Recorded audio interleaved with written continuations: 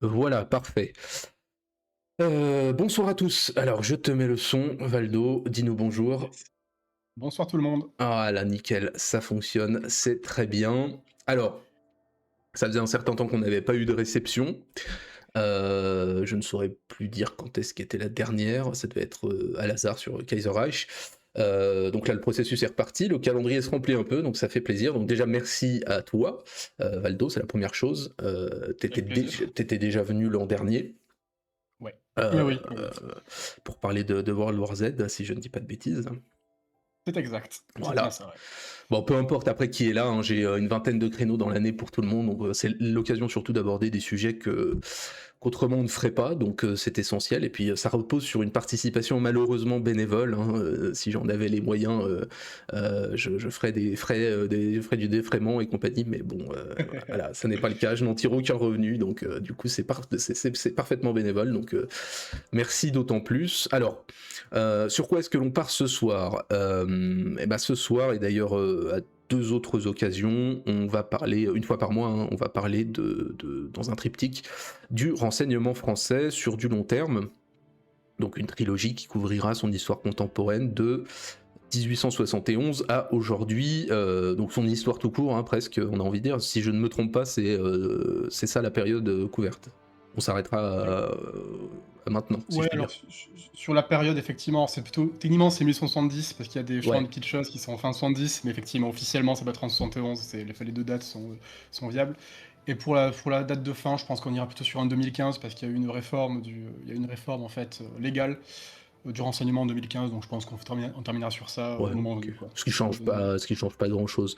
Non. Ok, ouais, non, y a pas de souci. Donc 1871 ou 1870, bon, peu importe, hein, Ouais. puisque c'est plus ou moins son invention à l'échelle administrative et encadrée dans le pays. Alors, on avait eu des choses avant, le secret du roi, Louis XI, voilà, Mm. mais les buts et l'exercice des missions étaient quand même incomparables. Et on a, avec cette date-là, la structuration et la création du renseignement militaire, sa professionnalisation, on peut dire en un mot, jusqu'à ce Ouais. qu'on connaît aujourd'hui. Mm. Oui, oui, alors, en fait, effectivement, si on fait dans l'histoire longue, on peut remonter, je pense les premiers vraiment services de renseignement, un peu structurés, un peu sérieux, je pense ça remonte à Richelieu, donc au milieu 17e siècle. Et après, mais disons que c'était, à l'époque, c'était surtout beaucoup lié aux personnes au maître espion, en fait, en l'occurrence, c'était le père Joseph, au XVIIe. Mais après, ça a continué, comme c'était très dépendant des personnes, bah, il y a eu des périodes un peu de bas, un peu des périodes de haut, mais ça se systématise vraiment, en particulier après la défaite de 70, parce qu'en fait, ben, par apprentissage, tous les Français prennent un petit peu une baffe en pleine dans la figure et ils se disent: «Bon, ben, il faut se réformer, et il faut s'améliorer», donc ça devient un peu systématique. Et par ailleurs, comme disons le contexte juridique et le contexte du régime est le même depuis 70, donc globalement on vit en république quoi. Je pense qu'il y a aussi des enjeux que soulève la mission du renseignement qui sont relativement pertinents, donc c'est aussi pour ça la date de 70 en fait. Parce que sinon je pense qu'on aurait pu remonter à l'Empire Ah si on va au Premier oui, Empire. oui, Ouais, oui, ça aurait pas été il y a ça aurait quelques été étonnant. figures que tout le monde connaît, le Mmh. Chevalier d'Éon. C'est qui ce Ouais. Napoléon? Comment il s'appelle? C'est pas, non, comment il s'appelle, hein, avec son nom d'Alsacien là? J'ai oublié son nom. Bon, peu Oui, importe. putain, je son nom ou même Sch- techniquement en Sch- Sch- contre-espionnage. Schlumberger, un truc comme ça, Ouais, oui, je pense que c'est ça. ou c'est un truc comme ça, où je confonds avec l'industriel. Bon, peu importe, on s'en fout. Ou en un sens, Euh, même Vidocq, même oui. Vidocq en un sens, Mm, pour rentrer dans la mission quoi, mm, rentrer mm. dans le descriptif. Donc oui, clairement, il y avait des choses avant, mais oui, voilà.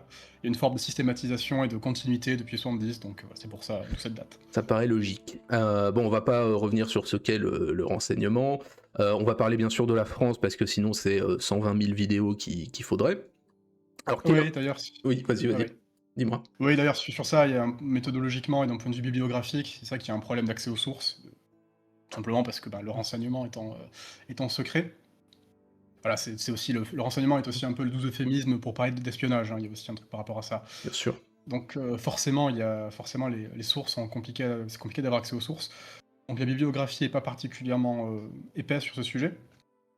Et typiquement, si on s'intéresse et a fortiori si on s'intéresse par exemple au service anglais, en fait, il y a une histoire officielle du MI6, enfin du SIS. Bon, le petit truc un peu drôle, c'est que cette histoire officielle a été écrite, ben, par le MI6 lui-même. Mais Voilà, donc figure-toi, forcément, tu me coupes l'herbe sous le pied, ah! figure-toi.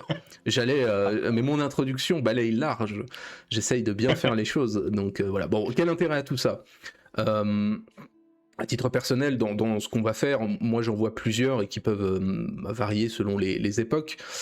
Le renseignement, c'est l'une des premières activités de l'homme. D'abord, je pense, dans un cadre militaire, parce que la guerre, c'est une des premières activités de l'homme, hein. Je ne vais pas vous citer l'Iliade, parce que je compte en parler cette année, mais on a des choses qui s'assimilent sans problème au renseignement. Donc c'est une activité cruciale. En temps de paix et, bon, je pense surtout en temps de guerre, bien entendu, c'est là où peut-être on a le plus d'exemples connus ou on va dire d'exemples les plus cités généralement se situent dans des périodes de guerre, même si la période de la guerre froide par exemple sera, qu'on considère comme une guerre ou pas, sera aussi propice à l'espionnage. Je pense que c'est un petit peu le grand temps des espions et on n'est pas vraiment dans des conflits directs et militaires, bon peu importe. Et donc effectivement c'est dans cette optique qu'est créé le deuxième bureau en 1871. Après le renseignement c'est aussi la sécurité intérieure, qui, si je ne m'abuse, est d'abord une prérogative militaire avant de devenir une mission de police, dans l'ordre, je crois. Bon, après, Ouais, t'y viendras. ouais, justement, c'est aussi un peu compliqué, c'est aussi un peu plus compliqué, parce que disons que le rattachement à l'armée avait historiquement aussi un côté pratique. Parce que disons que en fait, le 1er corps de fonctionnaires un peu structuré en France, ça a été l'armée, donc il y a eu cette tendance, aux différents régimes à tout rattacher à l'armée au début, quoi. Donc mais oui, effectivement, Avec c'était lié à l'armée. une césure post-Dreyfus. Si, Absolument. ouais, il me semble. Bon, on aura l'occasion d'en reparler. Oh, tu as un petit problème de micro, j'ai l'impression. Ah bon? Ah non, C'est c'est bon, peut-être, c'est passé, c'est ah passé. OK. Il y a eu un petit effet TSF.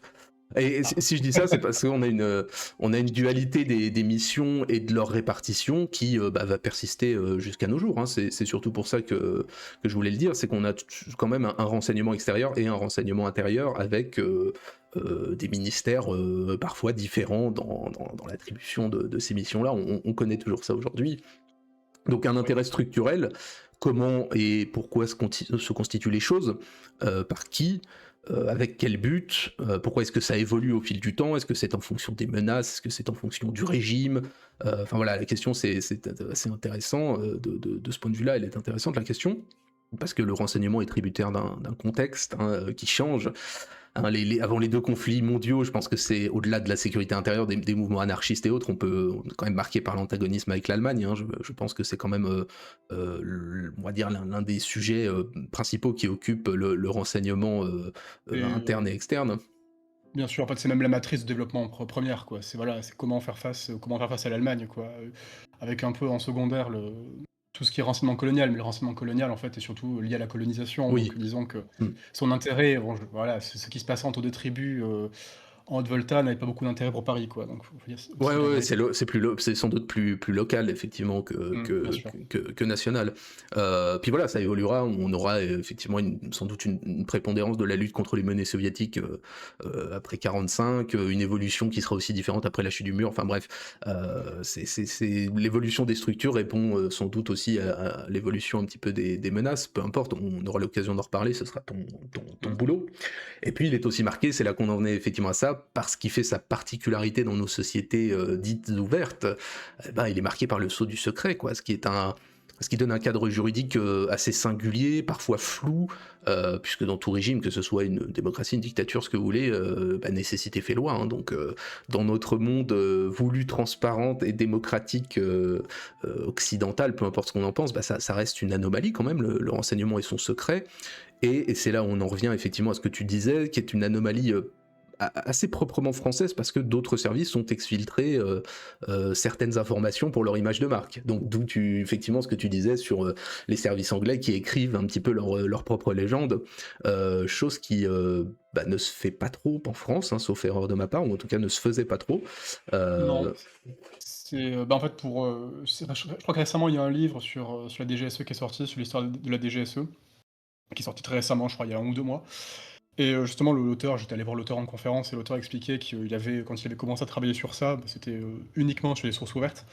Et que bon, quand même, travaillant sur ça, il s'est dit, je vais quand même contacter la DGSE, histoire de les prévenir. Bon, il les a contactés, la DGSE leur a jamais répondu, donc oui, il y a quand hmm, même, hmm. voilà, il y a peut-être une forme de froid culturel en France vis-à-vis de ça, quoi, vis-à-vis du renseignement. Donc, oui. Ouais, il y a ça. Même si on a eu, bon, je les ai mis en illustration, on a eu des séries, des choses comme ça, j'ai mis le bureau des légendes, bon, peu importe, hein. Bah, Mais Bureau des légendes, ouais, typiquement, ça rentre. Mais après, en fait, une fois de plus, c'est un peu ambivalent parce que depuis une dizaine d'années, Aussi parce que les budgets militaires augmentent du fait de la LPM, mais pas que, mais les budgets militaires augmentent et ceux du renseignement en partie.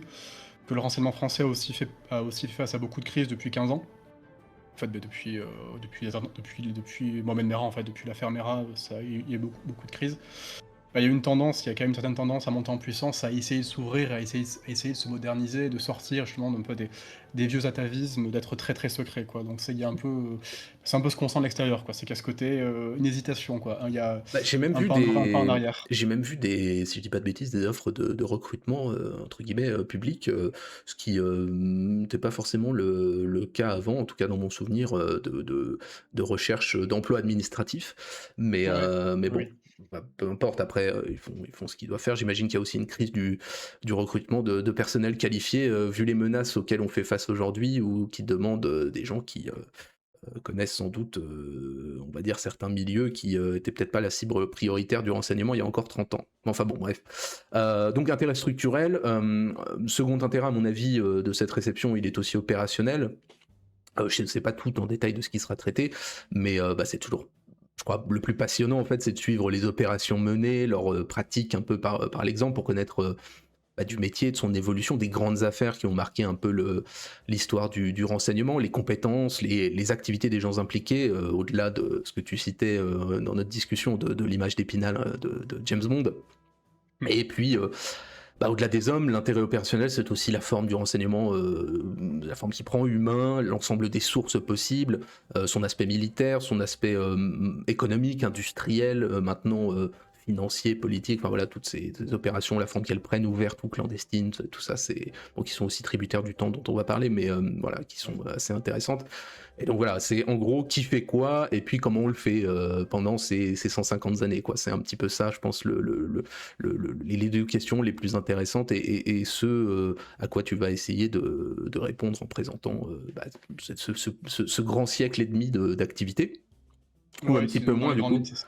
Si tu t'arrêtes en 2015, un petit peu moins d'un siècle et demi, mais peu importe. Donc voilà, double intérêt historique et humain, et d'une activité qui est une activité bah, essentielle. Je pense que sans ça, il y a quelques grands événements, un certain nombre de choses qui bah, nous restent inconnues. Et puis une matière, on l'a dit, qui est finalement assez peu étudiée en France, hein. C'est clair que les ressources, on en parlait, les ressources bibliographiques sont pas si abondantes. Et puis on disait ça, hein, même quand tu vas voir un deuxième bureau sur Wikipédia, l'article fait 30 lignes, hein, donc c'est quand même assez ridicule. Ça fait peine à voir, ouais. Bah, un petit peu, un petit peu. Pour en venir à ma petite personne, est-ce que je connais le sujet? Bah, oui et surtout non, pour faire un petit peu le normand. Je le connais très superficiellement par certaines affaires, les noms, quelques dates, plutôt que les services et la pratique que je connais très mal. Je me suis tapé bah, tous les rendez-vous avec X possibles, qui est cette émission formidable, largement consacrée quand même au renseignement. J'ai eu ma petite phase d'espionnite aiguë, ça arrive. Mais voilà, ma bibliographie, pour ne rien te cacher, c'est 2 livres. Alors, espionnage et renseignement dans l'Antiquité et le Moyen-Âge, qui va pas beaucoup nous aider, a priori. Et comme je t'ai dit, dans les archives inédites des services secrets français, que j'ai relu voilà, en fonction de la période, en l'occurrence, concernée pour cette réception. Ce qui est pas ce qui m'arrange le plus, mais une réception, bon, ça se prépare, c'est normal. Donc voilà, on verra si au fil de... Moi j'ai pris des notes, on verra si certaines informations, certains souvenirs remontent au fil de la discussion, et sinon bah, je me contenterai d'apprendre, et ce sera très bien comme ça. Il n'y a pas de souci, je serai pas complètement perdu non plus, mais quant à ma valeur ajoutée, je ne promets rien, on verra bien. J'essaierai d'apporter quelque chose de positif pour toi et pour l'auditoire en général. Alors est-ce que tu as des éléments à ajouter en introduction générale? Sinon je te laisse commencer comme Ouais, tu le sens. si sur un élément général, c'est que justement, c'est comme, finalement dans cette première partie, en tout cas sur 70-18, du coup, ouais, je vais parler surtout de la 1870 à 1918, donc on va couvrir, la Belle Époque et la Grande Guerre. Et c'est vrai que finalement, je vais, assez peu parler de gens, assez peu parler de figures pour l'instant, ça j'en parlerai plus, je pense plus dans la deuxième partie qui traitera notamment de la Seconde Guerre mondiale. Je pense qu'il y a des figures peut-être plus intéressantes aussi, donc voilà, peut-être là on se concentrera un petit peu plus sur l'aspect, très structurel et très, administratif dans cette première partie. Aucun souci, Si je te tu fais comme tu fais comme tu veux, y a pas de problème. Bah écoute, je te laisse la parole, et je te laisse commencer ton développement, voir comment tu comptes présenter les choses. Vas-y, vas-y. Ouais, bon, de toute façon, notre histoire commence pendant la guerre de 70. Alors il y a 1870, bon, je vais pas la présenter, je pense que tout le monde connaît le Ah contexte. oui, On a non, guerre ah oui, oui, si on commence à déborder Ouais, sur. ouais, non, non, c'est pour ça, on la connaît tous. Donc les Français prennent une pilule monumentale et une des raisons pour laquelle la France prend une branlée, c'est aussi parce que son renseignement est aux fraises. Bon, en réalité, il y a quand même eu un petit peu le renseignement du Second Empire a quand même été, s'est un peu réveillé dans les dernières années, mais pas suffisamment pour, véritablement voir la menace arriver et ça s'est vu très rapidement sur le terrain. Donc en fait, la République déproclamée s'en rend bien compte et dès le début, en fait, il y a Paul Cuvino, qui est un officier français, et polytechnicien à l'ordre, est mis à la tête, disons que du bureau des reconnaissances. Là, on est en décembre 1870. Donc en fait, dès le début, la République dit: «Voilà, il y a une circulaire qui passe au sein du ministère des Armées». Cet officier est mis à la tête de ce service, dit: «Il faut faire du renseignement, il faut essayer d» alors que la guerre techniquement fait encore rage, il faut essayer de combler les défaites et de combler les failles et essayer finalement de renseigner les armées, pour continuer la guerre. Finalement la guerre sera perdue par la France, mais ce qui est relativement intéressant, c'est que cette première expérience permet clairement de structurer une première, itération du renseignement tel qu'il apparaîtra après la guerre. Cependant, c'est là où la France va peut-être un peu fauter en 71. Donc en 1871 va être officiellement créé donc le 2e bureau, avec l'arrêté du 8 juin 1871, création du 2e bureau pour le renseignement et du 6e bureau notamment aussi pour tout ce qui est, plutôt matériel. Alors ce qui est plutôt intéressant là aussi, c'est que le dans la première itération de 70, les Français avaient en fait un véritable pour le coup un savoir-faire, c'était assez vite développé, un peu en interne, à tel point qu'un rapport avait été publié, quasiment en février 71, dans lequel il y avait tout un tas de recommandations, notamment sur la mise en œuvre d'un service, plus général, qui avait vocation à faire tout l'espionnage en temps de guerre. Sachant qu'à ce moment-là, on est avant tout sur l'idée de l'espionnage en temps de guerre. Seulement, ce qui se passe, c'est que l'arrêté de 71 a plutôt pour défaut, en tout cas, ou pour réflexe, de simplement copier la structure allemande. Et alors, c'est relativement intéressant parce que c'est aussi quelque chose que feront beaucoup les Français dans la période, quoi. Ils vont faire beaucoup de copies de l'organisation allemande sans forcément essayer de trop s'en adapter. Bon, quoi qu'il en soit, il donc est créé le 8 juin 71, le 2e bureau est mis à sa tête, le colonel Vanson. Alors, je ne pas avoir d'image de Vanson, je ne l'ai pas trouvé de belle, donc faudra faire sans. C'est pas grave. Mais on voit, si je peux me permettre, on voit quand même la priorité qui est donnée à la chose parce que le 8 juin 1871, on va pas faire non plus un cours d'histoire, mais on est dans une période très délicate politiquement. On est pour la création juste après de la commune, qui se termine Oui. fin mai, le 28, 29, 30 mai, je sais plus exactement, peu importe, mais on est vraiment une semaine après et on est dans un esprit du temps qui est assez troublé. J'en parlerai l'an prochain dans une vidéo de cette période-là post-1871, post-guerre et formation de ce que sera la République, mais avec énormément de troubles et dans un temps où l'armée aurait pu être amenée à jouer un rôle en interne qu'elle a joué pour la répression de la commune. Mais au-delà de ça, c'est vrai qu'on voit quand même cette date qui est quand même précoce. On est vraiment dans une optique enfin pas d'urgence, mais en tout cas de volonté de création rapide d'un outil structurel qui puisse répondre Ouais. aux défauts qu'on a constatés, quoi.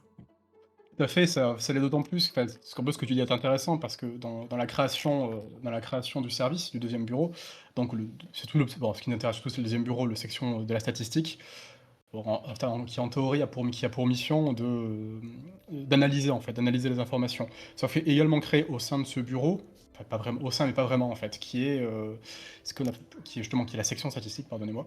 Le 2e bureau étant pour l'analyse et la section statistique étant interne au 2e bureau, Oui, il faut qui elle peut-être pour dire le coup le deuxième bureau parce que l'état-major général de l'armée était organisé en, je sais plus, 4, 5, 6 bureaux. 5 voilà, bureaux, 4 ou 5, 6 ouais. bureaux.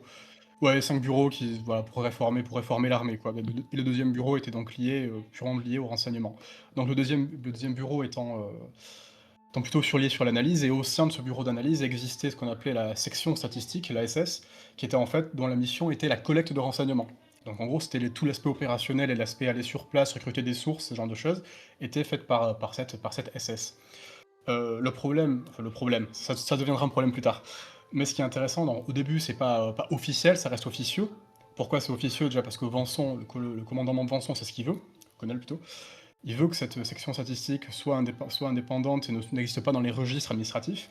Et surtout, cette section-là ne rend directement compte au ministre, au chef d'état-major et au président de la République. Donc il y a aussi une certaine volonté de cette section statistique, quelque part, de se couper un petit peu du deuxième bureau qui, lui, fait plutôt l'analyse. Ce faisant, alors le deuxième bureau fait quand même, il communique quand même malgré tout, hein, c'est pas non plus. La C'est une section section, statistique doit c'est une section à part du deuxième bureau, c'est ça? absolument. D'accord, ah ouais, je croyais que ça en faisait partie, ok. Ok, En fait, ils sont rattachés administrativement parlant, d'accord, mais dans la pratique, ils ont une autonomie quasi totale, quoi. Ils ont une autonomie qui est quasiment totale et ne rendent compte directement qu'au ministre et au président de la République d'accord. et au Sénat. Et justement, le but, c'est aussi parce que si Vincent le souhaite, c'est aussi parce qu'il sait que cette section statistique qui doit aller faire de la collecte de renseignements, donc de l'espionnage en fait, qui doit aller activement espionner, va s'occuper de l'espionnage et du contre-espionnage. Mais il sait aussi que ce genre de mission-là nécessite des actions illégales. Donc pour éviter en fait de mouiller la République Mhm, potentiellement ou de mouiller politiquement, il dit voilà, tout ça se fait off record, se fait hors des registres. mhm. Pour éviter, alors ça va créer des problèmes, ça va créer même beaucoup de problèmes, mais en tout cas ça se construit comme ça en 71. Et cette pratique par ailleurs, qui commence, donc, comme il commence pour autant un peu officieuse, elle devient tout à fait officielle en 74. Pareil, c'est Penson est toujours là, mais c'est définitivement le deuxième bureau se contente de faire purement l'analyse et la section statistique fait la recherche, en gros, fait toute la recherche opérationnelle.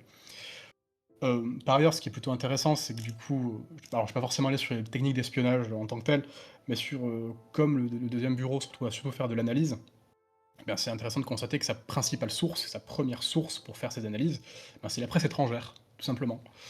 Donc c'est de la source ouverte. Donc c'est peut-être une première grande leçon du renseignement, mais c'est les sources les plus importantes, les premières sont d'abord les sources ouvertes, en presse, mais et de certaines mesures aussi tout ce qui était attaché militaire à l'étranger ou inversement. Intéressant. Et également, si tu l'auras peut-être noté, vous l'aurez peut-être noté, mais quand j'ai dit que la section statistique faisait à la fois de l'espionnage, mais aussi également du contre-espionnage. Ce qui là aussi va créer des problèmes, va créer une série de problèmes. En fait, très concrètement, toute cette histoire-là, toute la réforme du deuxième bureau et de cette séparation entre analyse et recherche, ça crée le terreau qui aboutira in fine à l'affaire Dreyfus. Bon, cela étant dit, d'un point de vue administratif, ce qui est plutôt relatif, ce qui est aussi assez important de noter, c'est que du coup, ça de la montée en compétences. À ce moment-là, la plupart des officiers qui commencent à occuper ce relativement petit service, on parle à chaque fois d'une dizaine d'officiers, pas plus. Donc c'est quand même des services assez petits. Ah oui, je l'avais évoqué, je crois, j'avais parlé incidemment de l'Okrana à un moment, je crois que Mm. c'était dans les grands traîtres ou un truc comme ça. Il y a une différence abyssale entre les différents services et le nombre de personnes. Je sais plus exactement quels étaient les chiffres, mais je crois qu'il y avait peut-être 20 agents de l'Okrana qui s'occupaient de l'Autriche-Hongrie seul, et l'Autriche-Hongrie en elle-même, c'était 20 bonhommes pour tout l'espionnage et le contre-espionnage dans l'Empire, quoi. Ouais, C'était vraiment. Et ça m'étonne pas qu'effectivement on ait des services chez nous qui soient de cet ordre-là à cette époque, quand même. Après, il s'appuie aussi. Bon, après, ça c'était vraiment le bureau qui était. Ah, le problème, c'est qu'une fois de plus, ça c'était vraiment tout ce qui était ordre militaire. Mhm. Mais bon, de fait, typiquement, le 16e bureau, qui était plutôt orienté matériel, faisait lui aussi du renseignement et de la reconnaissance militaire. Parce que tout simplement, des officiers du génie ou des fortifications partaient en voyage en Allemagne aussi, il faisait la reconnaissance pour voir ce qui se passait, en fait, pour voir ce qui s'y passait. Donc c'est pas non plus. Malgré tout, il y avait aussi une forme de renseignement qui était organique aux unités de combat et même organique aux différentes armes. C'est également le cas, d'ailleurs, c'est également le cas pour l'évoquer dit maintenant et après évacuer le sujet, la question du renseignement colonial. C'est ce qu'on disait, donc on en parlait aussi juste avant en off, mais le renseignement colonial, c'est l'image 3, je crois que j'ai mis l'image Oui, 3 oui, sur oui, l'image. t'inquiète, Ouais, ça roule. j'ai tout situé, il n'y a pas de souci. Ça marche, merci. Donc le renseignement colonial, en fait, c'est essentiellement aussi très largement lié aux opérations, quoi. Paris ne s'intéresse pas vraiment, même pas du tout, et il laisse aux unités sur place tout l'initiative dont ils ont besoin. Alors en l'occurrence, c'est le début des bureaux arabes, quoi. C'est le moment où ça commence. Mais là aussi, à un certain niveau quand même, c'est beaucoup de polytechniciens. C'est quand même des gens d'un certain niveau, d'un certain calibre. Par ailleurs, c'est vrai que j'en profite pour le préciser, mais c'est parce que je le précisé j'ai oublié de le préciser plus tôt, mais c'est qu'en France, l'espionnage a, pas forcément une bonne réputation. En général, dans la culture martiale, française, bon, il y a quand même une forme, une forme de course à l'échalote, à l'honneur, une forme, d'amour de l'honneur et c'est vrai que l'espionnage paraît, fort peu honorable comme activité. Pour l'anecdote, je crois que la définition qu'on donnait à espion au XVIIIe siècle, c'était, vilain métier. Voilà. Oui, oui, c'est pas étonnant. La ruse, dans la tradition la plus ancienne indo-européenne, jusqu'au personnage d'Ulysse, la ruse n'est pas forcément très bien vue. C'est pas forcément très honorable, effectivement. Le combattant est mieux vu qu'effectivement celui qui utilise la ruse plutôt que les armes, ouais, sûr. Ouais, même l'espion en général, quand même la figure de l'espion qui va juste espionner, quoi. Il est très, très mal vu, quoi. Au-delà même de la ruse, du stratagème, quoi. Mais Oui, c'est oui, bon. non, mais bien sûr, non, mais en général, quoi, voilà, faire appel à la métisse, comme on dit en grec. Mais oui, il y a cet aspect un peu caché, cet aspect manque d'honneur, manque de transparence, quoi. Mais c'est intéressant l'aspect colonial. Je lisais rapidement sur le sujet. C'est vrai que on a des types qui sont vraiment, tu l'as dit, des experts techniques militaires, des pointures qui sont envoyés seuls à l'autre bout du monde en tant qu'attachés militaires en Chine et ça repose sur un homme qui va pendant des années sillonner les coins perdus, faire un travail de renseignement Ouais. absolument titanesque, quoi. À cette époque, ce qu'on sait de certains endroits, c'est ce qu'un seul homme sait et transmet à son ministère, quoi. C'est Il assez veut bien impressionnant. transmettre, ouais. Il Mm. veut bien transmettre et comprend. Et ce qu'il comprend aussi, en parlant la langue ou pas, en parlant Ouais, la langue ou ouais, ouais, pas. bien sûr. Non, mais C'est il aussi y ce a vraiment, problème-là. on envoie quand même des types qui font un sacré boulot. Bon, en l'occurrence, l'exemple était dans le bouquin, c'était pour la Chine, mais c'était assez impressionnant Mmh. quand même. Un type tout seul, quoi. C'est vraiment sans filet, quoi. C'est assez intéressant, ouais. Ouais, c'est notre époque, hein, Mm. notre époque. Mais voilà, donc c'était pour l'enseignement colonial pour évoquer ça. Bon, ça c'est d'un point de vue qui est très, administratif, quoi. Maintenant, c'est au niveau des techniques. Parce que c'est aussi le début, ces 15 premières années, même ces 20 premières années de la République sont aussi un moment où l'armée en général, il y a beaucoup de réflexions au sein de l'armée, sur comment éviter le bordel, éviter à nouveau le chaos que ça a été plus tôt. Et notamment, ça a été, notamment un auteur qui a été extrêmement prolifique à l'époque, c'était Jules Leval, qui publie en 1881 et 83, c'est l'image 5, qui s'appelle, un bouquin qui s'appelle Tactique du renseignement. Ah oui, d'accord, attends, Alors je suis très très loin de. ouais, J'en étais à la colombophilie, moi. Attends, je l'ai là. ah ouais, non t'inquiète, non, c'est pas, C'est bon. c'est non, non, Colombo-Philly, je reprendrai un petit peu plus tard sur ça, parce que c'était peut-être, moins important. Donc ouais, donc c'est le moment aussi technique de renseignement, c'est aussi le moment en fait où on commence c'est un texte, c'est vrai que c'est un texte alors, Leval a été très prolifique, hein, très, très prolixe. Il a écrit énormément de bouquins, d'ouvrages sur de réformes militaires, notamment de tactiques militaires, et notamment celui-là réservé au renseignement. Donc en fait, c'est écrit un des premiers, on va dire, premiers bouquins, qui est un des premiers manuels, en fait, de savoir-faire, mais de savoir-faire d'espionnage, quoi. C'est comment est-ce qu'on fait concrètement du renseignement. Et alors, c'est quand même intéressant à remarquer parce que c'est en fait, c'est un des premiers textes dans ce domaine, d'autant qu'il est assez volumineux. On parle de deux volumes, plusieurs centaines de pages à chaque fois. Et c'est colossal, donc c'est aussi, une des premières montées en puissance, on va dire au niveau en termes de renseignement humain, de la part des hommes. Bon, cela étant dit, je sans doute que la plus grande, et très largement la plus grande évolution, le plus grand, savoir-faire français à l'époque est en matière de cryptologie. Alors rien à voir avec les cryptos, rien à voir avec les Ah ouais, bitcoins, on va éviter, ouais. on va éviter les bitcoins, mais c'est, la cryptologie française qui est une vieille tradition. Notamment, Bazériez, donc c'est image 4, j'ai inversé les 2. Oui, c'est pas grave, t'inquiète, je suis. Et ouais, nickel. Donc c'est quoi? C'est un mathématicien qui à l'époque révolutionne un peu la cryptologie. Alors c'était là aussi une vieille tradition française, hein, qui remontait, déjà à l'époque, déjà au XVIIe siècle. Bon déjà, en fait, déjà à l'époque, le père Joseph, était très connu parler avec des clés de chiffrement avec des chiffrages très avancés, très développés.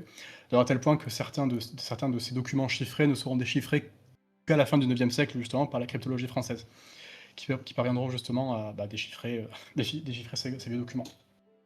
Alors ce qui est intéressant, c'est que ça donne un avantage, au renseignement français en termes de renseignement technique. Ce qu'on dirait le renseignement technique, les Français vont savoir, assez facilement, décoder, déchiffrer les télégrammes diplomatiques ou ce genre de transmission comme ça, alors filaire et sans fil. graduellement, sachant que les Allemands ne rattraperont jamais vraiment leur retard, même pendant la Grande Guerre, ils rattraperont pas leur retard. Et cette cryptologie restera un avantage français que jusqu'à même techniquement jusqu'à la Seconde Guerre mondiale, finalement. Là Oui, aussi, tradition, oui, là puisqu'on aussi, va, on va participer au déchiffrement avec les Polonais de. Effectivement. d'énigmas, oui, Eh oui, tout à fait, tout à fait. d'énigmas, tout à fait. Donc c'est grands avantages français qui va permettre, qui donnent un avantage en renseignement technique, qui est un petit peu la grande nouveauté aussi de cette fin de siècle, c'est le renseignement technique. Parce que jusque-là, quand on parlait de renseignement ou quand je parlais plutôt des techniques de renseignement, on est plutôt sur ce qu'on appellerait du renseignement humain, de l'humint, comme on dirait un peu un langage un peu technique. Bah, finalement, là, on ajoute un autre étage, ou plutôt une autre branche, et c'est tout ce qui est SIGINT, donc c'est SIGINT et LINT, renseignement d'ordre, plutôt, SIGINT plutôt, d'ordre de signal, donc de transmission. Alors c'est aussi intéressant de constater que la France, là aussi, va savoir mettre les petits pas dans les grands, parce que même malgré cet avantage-là, les Français vont en fait se rendre vite compte qu'ils ne possèdent pas les câbles, parce que les télégraphes fonctionnent par câble à l'époque, comme aujourd'hui Internet d'ailleurs. Et comme les Français se rendent compte qu'ils ne possèdent pas les câbles et que ce sont des sociétés britanniques qui les possèdent, bah, que ça les expose. Donc qu'est-ce que font les Français? La République se lance dans une grande série au début du XXe siècle de rachats systématiques de sociétés des câbles pour récupérer en fait, pour récupérer les câbles et pour pouvoir mieux les espionner. Et également, les législateurs français se permettent de bloquer des initiatives étrangères de rachat, de développement plutôt des technologies de TSF, de transmission sans fil. Donc là aussi, c'est montrer une forme de pragmatisme une forme de pragmatisme de la part du gouvernement français, en fait, de l'État français, qui sait aussi très bien parfois simplement racheter des entreprises lorsque nécessaire, lorsque ça sert ses intérêts. On sera très fort hein, en TSF militaire. Je crois que c'est en partie même Ouais, ce qui va sauver la Tour Eiffel, puisqu'elle est tellement haute, entre guillemets, qu'on va la transformer en relais, en station de oui, télégraphie sans fil. Parce que bon, elle est tout à toujours, fait. pour ceux qui ne le savent pas, elle est toujours menacée de destruction à cette époque. Hein. On se demande encore à quoi elle va servir. Et non, C'est vrai. c'est vrai je crois qu'on aura, enfin on va le développer, on aura plus de 50 000 radiotélégraphistes en 1918. Et Oui. c'est Oui, un oui. boulot sur lequel on met beaucoup l'accent, ouais, effectivement. C'est assez intéressant. Ouais. Bien sûr, c'est un vrai savoir-faire. En plus, en plus derrière, il y a aussi, tu vois, toute une logique plus systématique d'acheter des sociétés. C'est aussi, voilà, c'est aussi des fois, finalement, c'est très contemporain comme C'est vrai. problématique, quoi. Parce que Mm. sinon, je parlais des câbles télégraphiques. Bon, en fait, aujourd'hui, Internet fait les mêmes problèmes, quoi. Vous avez les mêmes problèmes de souveraineté numérique. C'est tout pour les mêmes problèmes aujourd'hui. Donc voilà, c'est finalement une forme de suite logique. Pareillement, la logique, le développement de l'aviation est encore là. Voilà, l'aviation, quand elle se développe début du XXe siècle, donc on se demande, bah tiens, comment est-ce qu'on peut s'en servir pour faire du renseignement? Voilà, c'est aussi ce qui se fait. C'est aussi, et là aussi, c'est l'aspect le plus enfin, c'est l'aspect peut-être le plus, comment dire? Le plus tendancieux, peut-être le plus compliqué à appréhender, la section statistique, l'ASS. Bah, comme l'ASS avait quand même une certaine, liberté, officielle, en tout cas officieuse en 71 et officielle à partir de 74, bah, elle va permettre aussi de lancer, de monter en niveau et de faire beaucoup de savoir-faire, et elle va produire, bah, beaucoup de faux papiers, beaucoup de faux documents un peu en tout genre, en France et pas que. Alors ce qui aura aussi des problèmes plus tard et faire tout un tas de ce genre de choses. Tout ce qui est relatif en fait à du renseignement humain sur le territoire, qui là aussi aura les effets qu'on connaît qu'on verra plus tard avec l'affaire Dreyfus. Mais montrer là aussi, alors j'ai pas forcément beaucoup de preuves pour étayer ça, ou beaucoup de données pour l'étayer, mais en tout cas c'est quelque chose qui se développe à ce moment-là, quoi. C'est aussi des genres de compétences.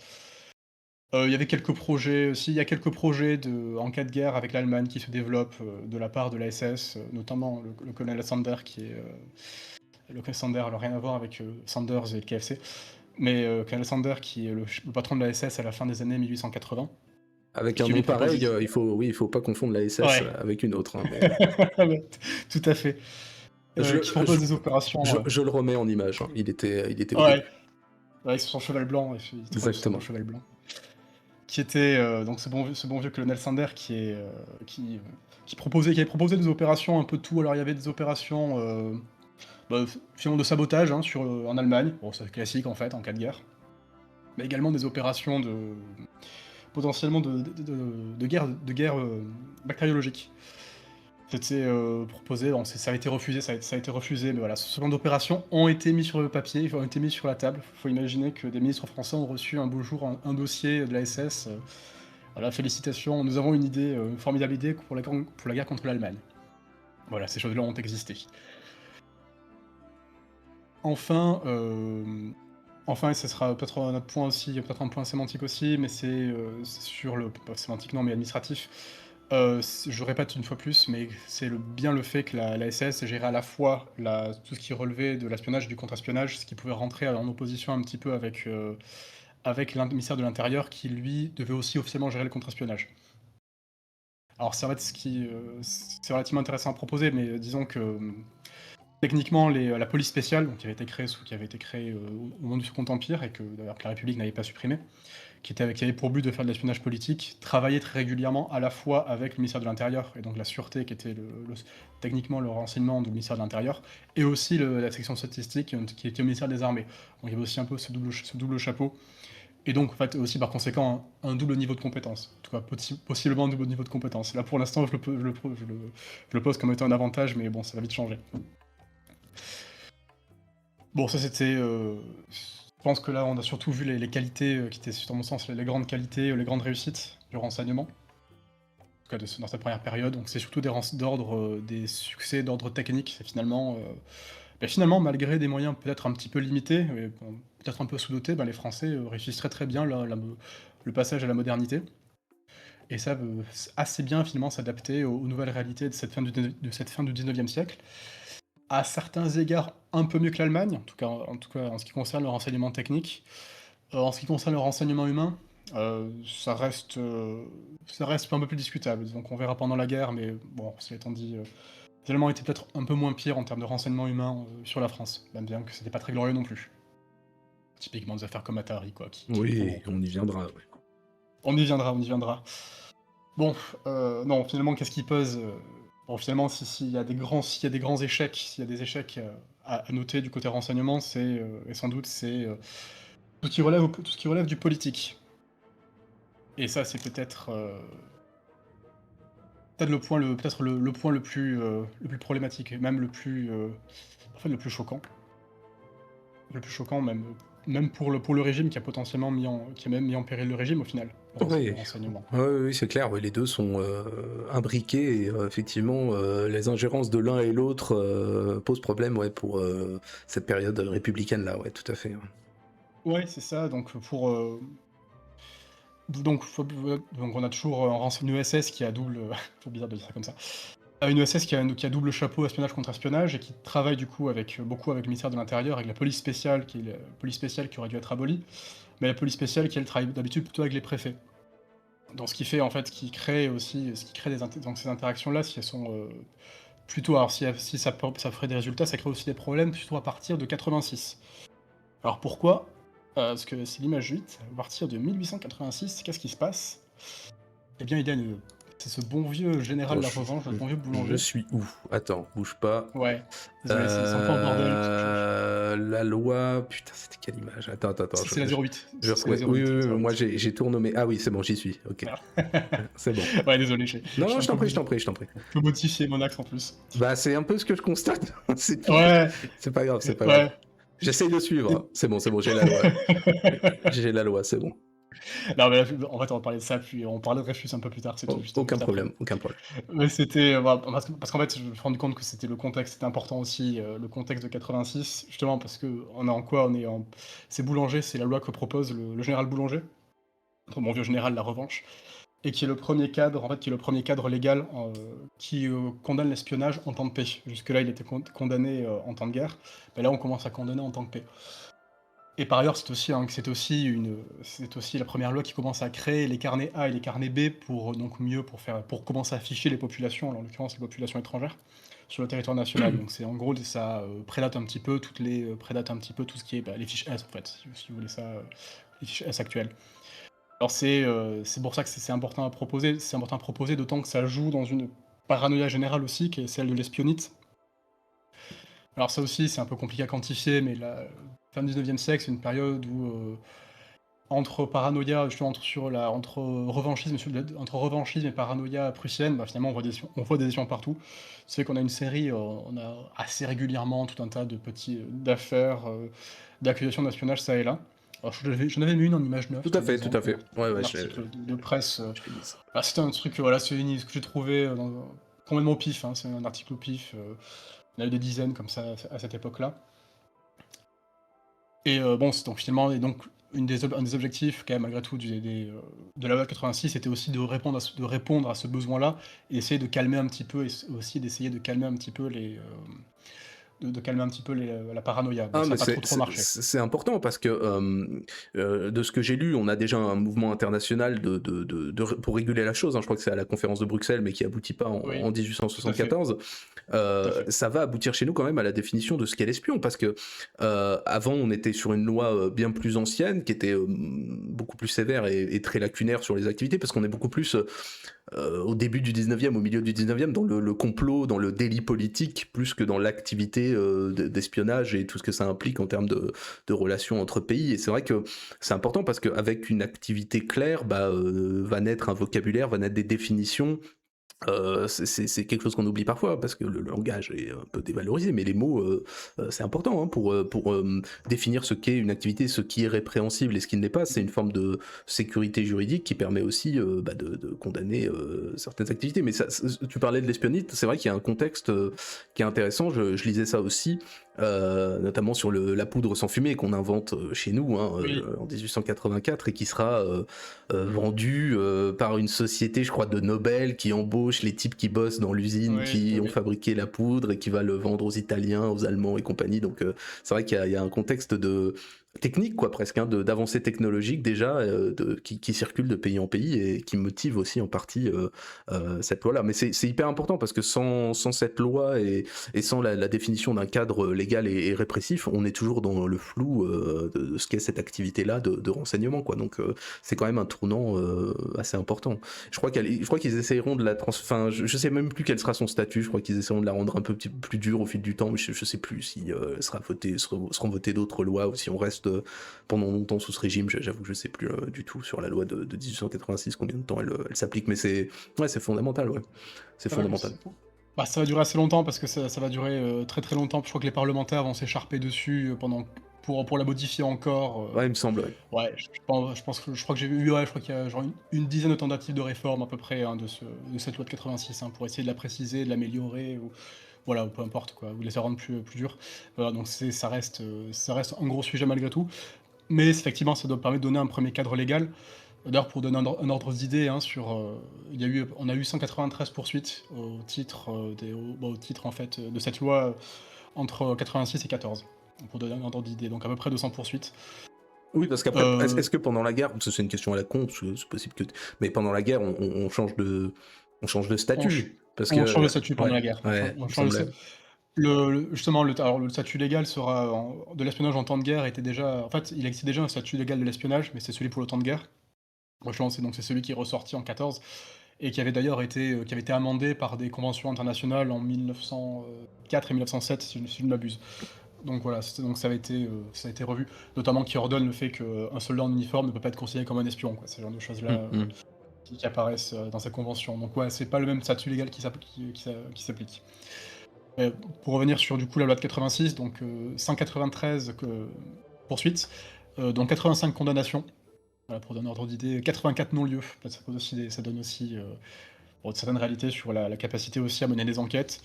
Bon, après, sur les non-lieux, est-ce que c'était aussi par peut-être volonté, par manque de preuves, ou par peut-être manque aussi de volonté des services de renseignement, ou je pense de l'ASS, ou de la police spéciale de donner des informations, ça aussi c'est un peu difficile à dire.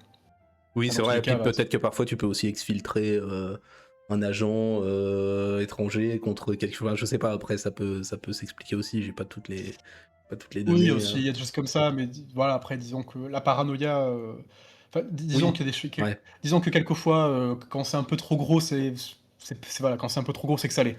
C'était ouais, ça aussi ouais, je parfois vois, en je vois. espionnage. Mm.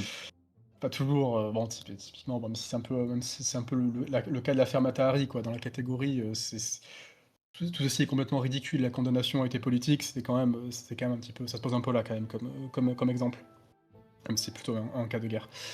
Mais voilà, donc c'est aussi ce genre de problématique-là qui est, finalement, est-ce que le cadre légal est là? Il existe, mais est-ce qu'elle a pas été récupérée par les services?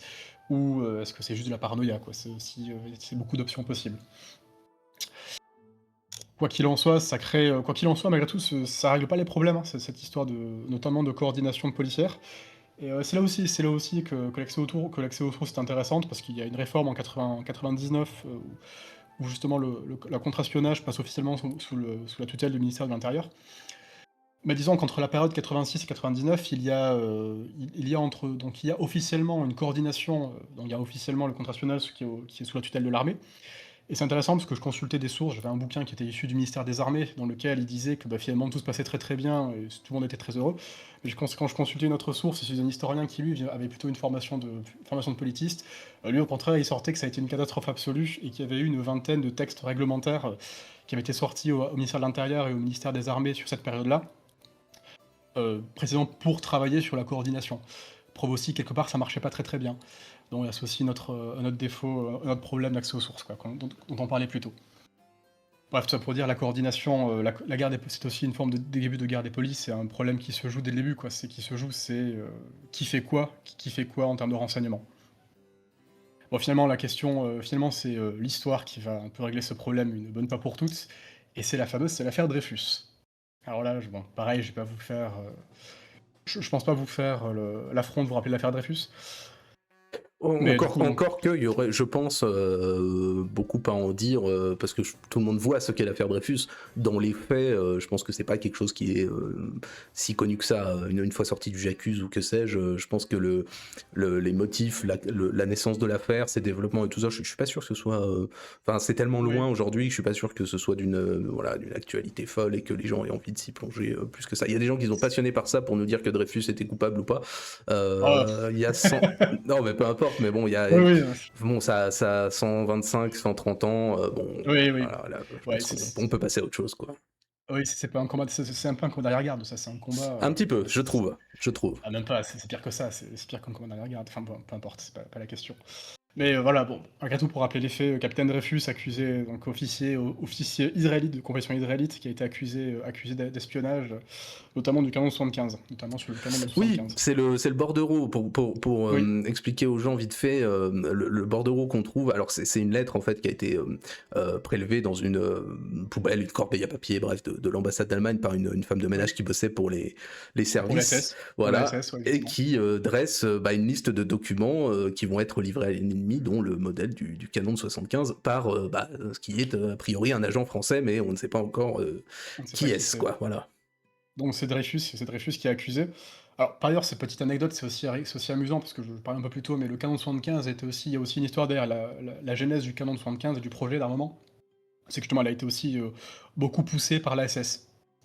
C'est aussi le section statistique et le renseignement qui a un peu poussé sous le tapis et sans forcément prévenir l'état-major de mettre en lice le canon. Donc il y a aussi un côté personnel. En fait, et c'est aussi une réalité, c'est finalement les services, la section statistique se retrouve dedans jusqu'au cou. Parce qu'au final, cette histoire-là, quelque part, ça la pique à vif. Parce on s'attaque un petit peu à son bébé. On s'attaque un petit peu en théorie sur ce qu'elle est censée être, un point sur lequel elle est censée être forte. Et mécaniquement, donc que fait la SS? Parce qu'en plus elle a aussi cette capacité juridique, de faire ce qu'elle veut, parce qu'elle a les capacités techniques, bah, de faire aussi un peu, de modifier des papiers, de trafiquer, de faire des faux papiers, de trafiquer des trucs, et parce qu'elle a aussi des budgets. Et oui, elle a aussi finalement les budgets, Bah, elle a aussi un c'est une administration, hein, elle a des budgets, hein. administration, mais en plus c'est les budgets qui sont, c'est ces budgets, c'est des cabinets, c'est des fonds spéciaux, donc c'est même pas C'est des les fonds budgets, secrets, d'accord. ouais, absolument, c'est les fonds spéciaux, donc c'est d'autant plus de marge de manœuvre. Ben, qu'est-ce que font les services? Ben, c'est en partie ils participent, à la rédaction des faux, en fait, à la rédaction des faux documents qui servent au procès Dreyfus. Oui, le fameux faux Henri du Le commandant fameux f le Henri fameux faux qui Henri. finira Le plus ou f moins suicidé dans sa cellule, exa tel un Epstein du temps. Exactement, donc c'est un peu c'est ce qui se passe, donc c'est complètement ce qui se passe. la partie Beaufort-Henri, donc ça fait que ça les dévoile. Par ailleurs, les procès, ben, comme les procès, il y a directement des affaires de renseignement, même Je le si précise, excuse-moi, hein, je suis désolé, je le précise ouais, pour ceux qui connaîtraient pas du tout, mais l'idée du faux Henri, c'est de fabriquer une preuve qui inculpe, enfin voilà, qui permet de mettre en cause Dreyfus définitivement, quoi, en gros. exactement. Voilà, c'est l'idée derrière ça, quoi. Tout à fait. Donc c'est ce qui se passe, quoi. Donc la SS fait ce faux Henri, elle le met en place, elle est pas active au procès. Par ailleurs, comme il y a des procès, plusieurs procès, il y en aura d'autres après d'ailleurs, il y en aura d'autres après d'ailleurs, mais comme il y a des procès, en tout cas d'autres qui seront plus organiques et plus internes à la SS, plutôt à l'ex-SS à ce moment-là, mais comme il y a aussi une série de procès, ben, en fait, le service de renseignement se retrouve dans une situation mal à l'aise dans lequel ils doivent aussi rendre des comptes devant la justice, potentiellement, et aussi se dévoiler. Et ça pour un service de renseignement, même actuel, ben, enfin, je laisse imaginer un peu le scandale, quoi. Le problème ou l'esclandre que ça crée, c'est qu'ils se retrouvent à, ben, en fait, devoir ouvrir leur petit papier, devoir admettre ce qui se passe chez eux au public. De toute façon, qu'on soit clair, et on développera pas plus, mais l'affaire Dreyfus, c'est une folie, hein. Enfin, je veux dire, Oui. faut mesurer ce qu'est l'ampleur de cette affaire en ce temps-là. Heureusement qu'on n'avait pas Internet, parce que ça aurait été rempli de connards qui font des vidéos YouTube pour dire qu'il est coupable ou innocent, mais enfin, c'est un bouleversement général. Enfin, c'est le grand sujet d'actualité pendant des années. Tout tourne autour de ça, quoi. C'est vraiment Qui fondamental. divise qui divise et Mm, qui mm. divise également, d'autant plus en interne parce que, Ouais. du coup, comme je l'ai dit, en fait, la SS est particulièrement, embarquée dans l'affaire parce ils pensent que pour eux, c'est à un certain degré, c'est aussi un peu une question d'honneur. D'un autre côté, c'est qu'est-ce qui se passe? C'est comme, ils travaillent régulièrement avec notamment les polices spéciales qui, elles, sont issues plutôt qui, elles, aussi font du contre-espionnage, mais plutôt sur le territoire national et rattachées à l'intérieur. Seulement, qu'est-ce qui se passe? Sociologiquement, les militaires de la section de la SS, c'est plutôt des aristocrates, plutôt des Saint-Cyriens ou des polytechniciens. Là où au sein de la police des polices spéciales, c'est plutôt des classes moyennes, quoi, plutôt de la classe moyenne, petite bourgeoisie.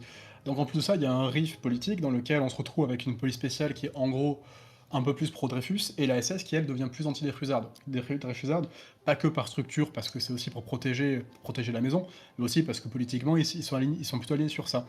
Donc il y a aussi ce problème-là qui vient de greffer par-dessus. Mais Donc corrige-moi si je me trompe, mais la piste d'Esterhazy et les informations qui vont sortir, elles proviennent, si je dis pas de bêtises, du service statistique lui-même et du commandant Picard qui sera viré avant d'être réintégré oui, plus tard et compagnie. C'est lui qui est à l'origine un peu de la transmission des informations qui aboutiront à l'innocence de Dreyfus à la fin. Donc est-ce qu'on n'a pas des... Bon, il sera viré, mais il reviendra, je crois, plus tard, peu importe, on s'en fout. Mais ça montre qu'il y a il y a un peu des divisions au sein même du service bien sûr. en lui-même.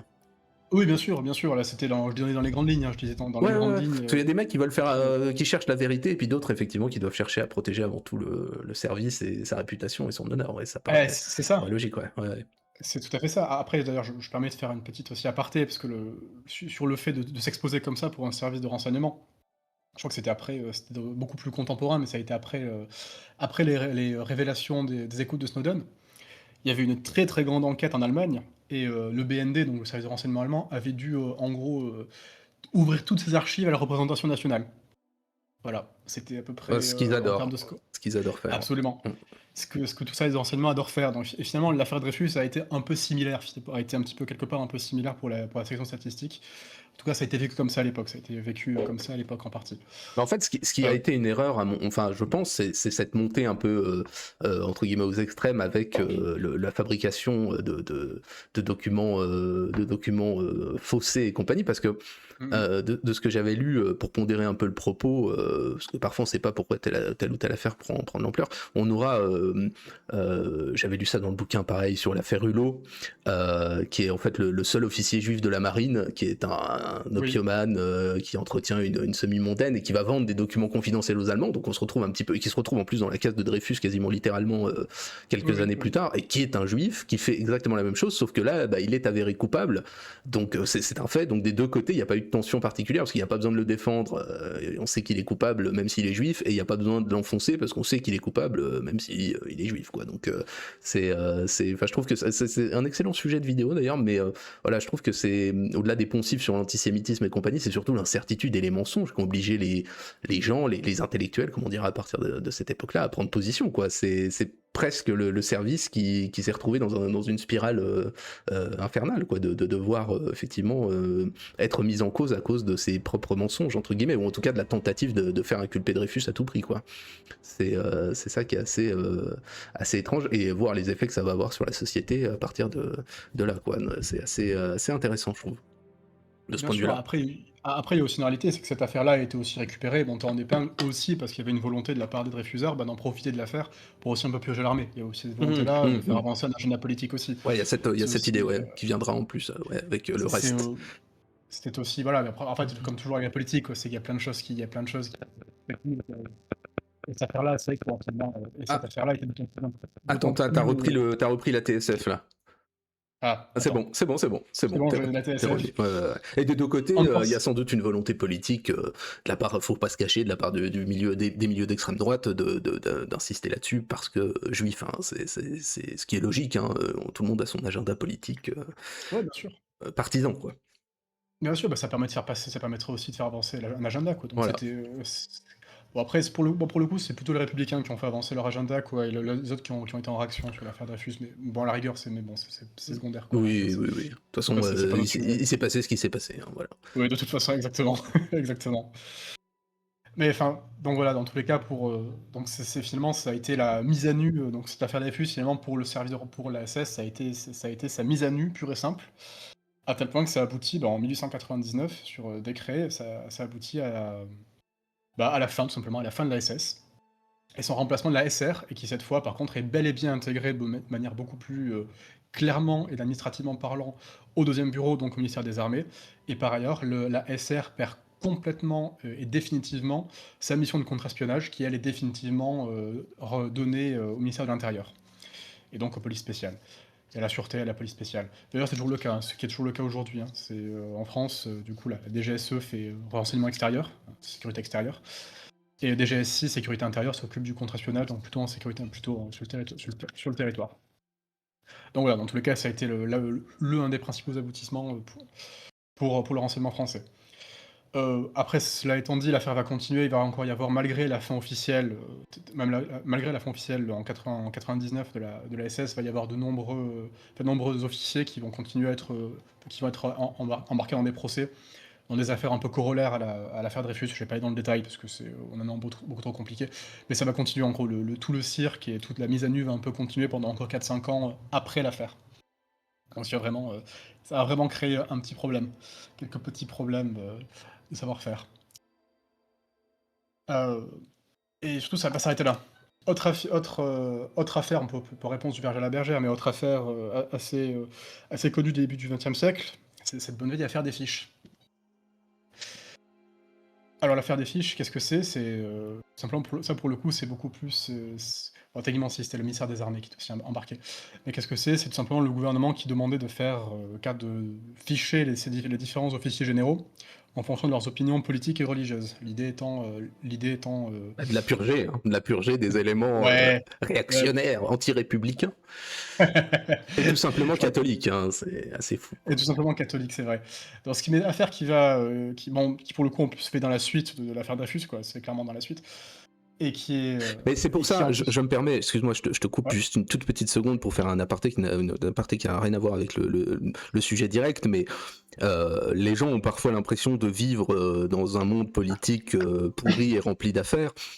Il faut bien mesurer les scandales qui émaillent toute l'histoire de la Troisième République dans des proportions invraisemblables. Je veux dire, peut-être qu'on étouffe mieux les affaires aujourd'hui, peut-être qu'une affaire Big Malion ou que sais-je aurait un important retentissement à l'époque de la presse de la Troisième République. Peut-être que c'est nous qui sommes mal informés, mais les affaires de la Troisième République, les scandales qui l'émaillent de peu importe si on estime qu'elle s'établit en 1871, en 1879, en 1876, peu importe, mais jusqu'en 1940, c'est une folie, hein, c'est scandale, surtout dans des proportions, enfin, voilà, je te laisse parler de l'affaire des fiches, et puis peut-être que j'en dirai 2-3 mots, mais c'est vrai que c'est assez impressionnant, ouais. Donc ouais, voilà, non, je suis c'était non, mais pourri avant. Voilà, c'était le petit message.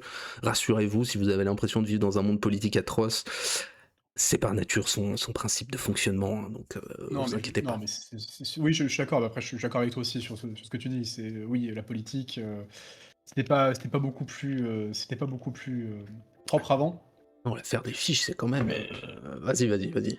ouais, mais mais d'ailleurs, par rapport, enfin, pour revenir sur ça, je crois qu'il y avait une phrase de Clémenceau à ce propos-là. Je crois que c'était, il disait, la politique, c'est comme l'andouillette. Pour que ce Et soit bon, oui, ça doit sentir un peu la merde. Donc voilà, voilà, je trouve que ça, tout à fait, tout à fait.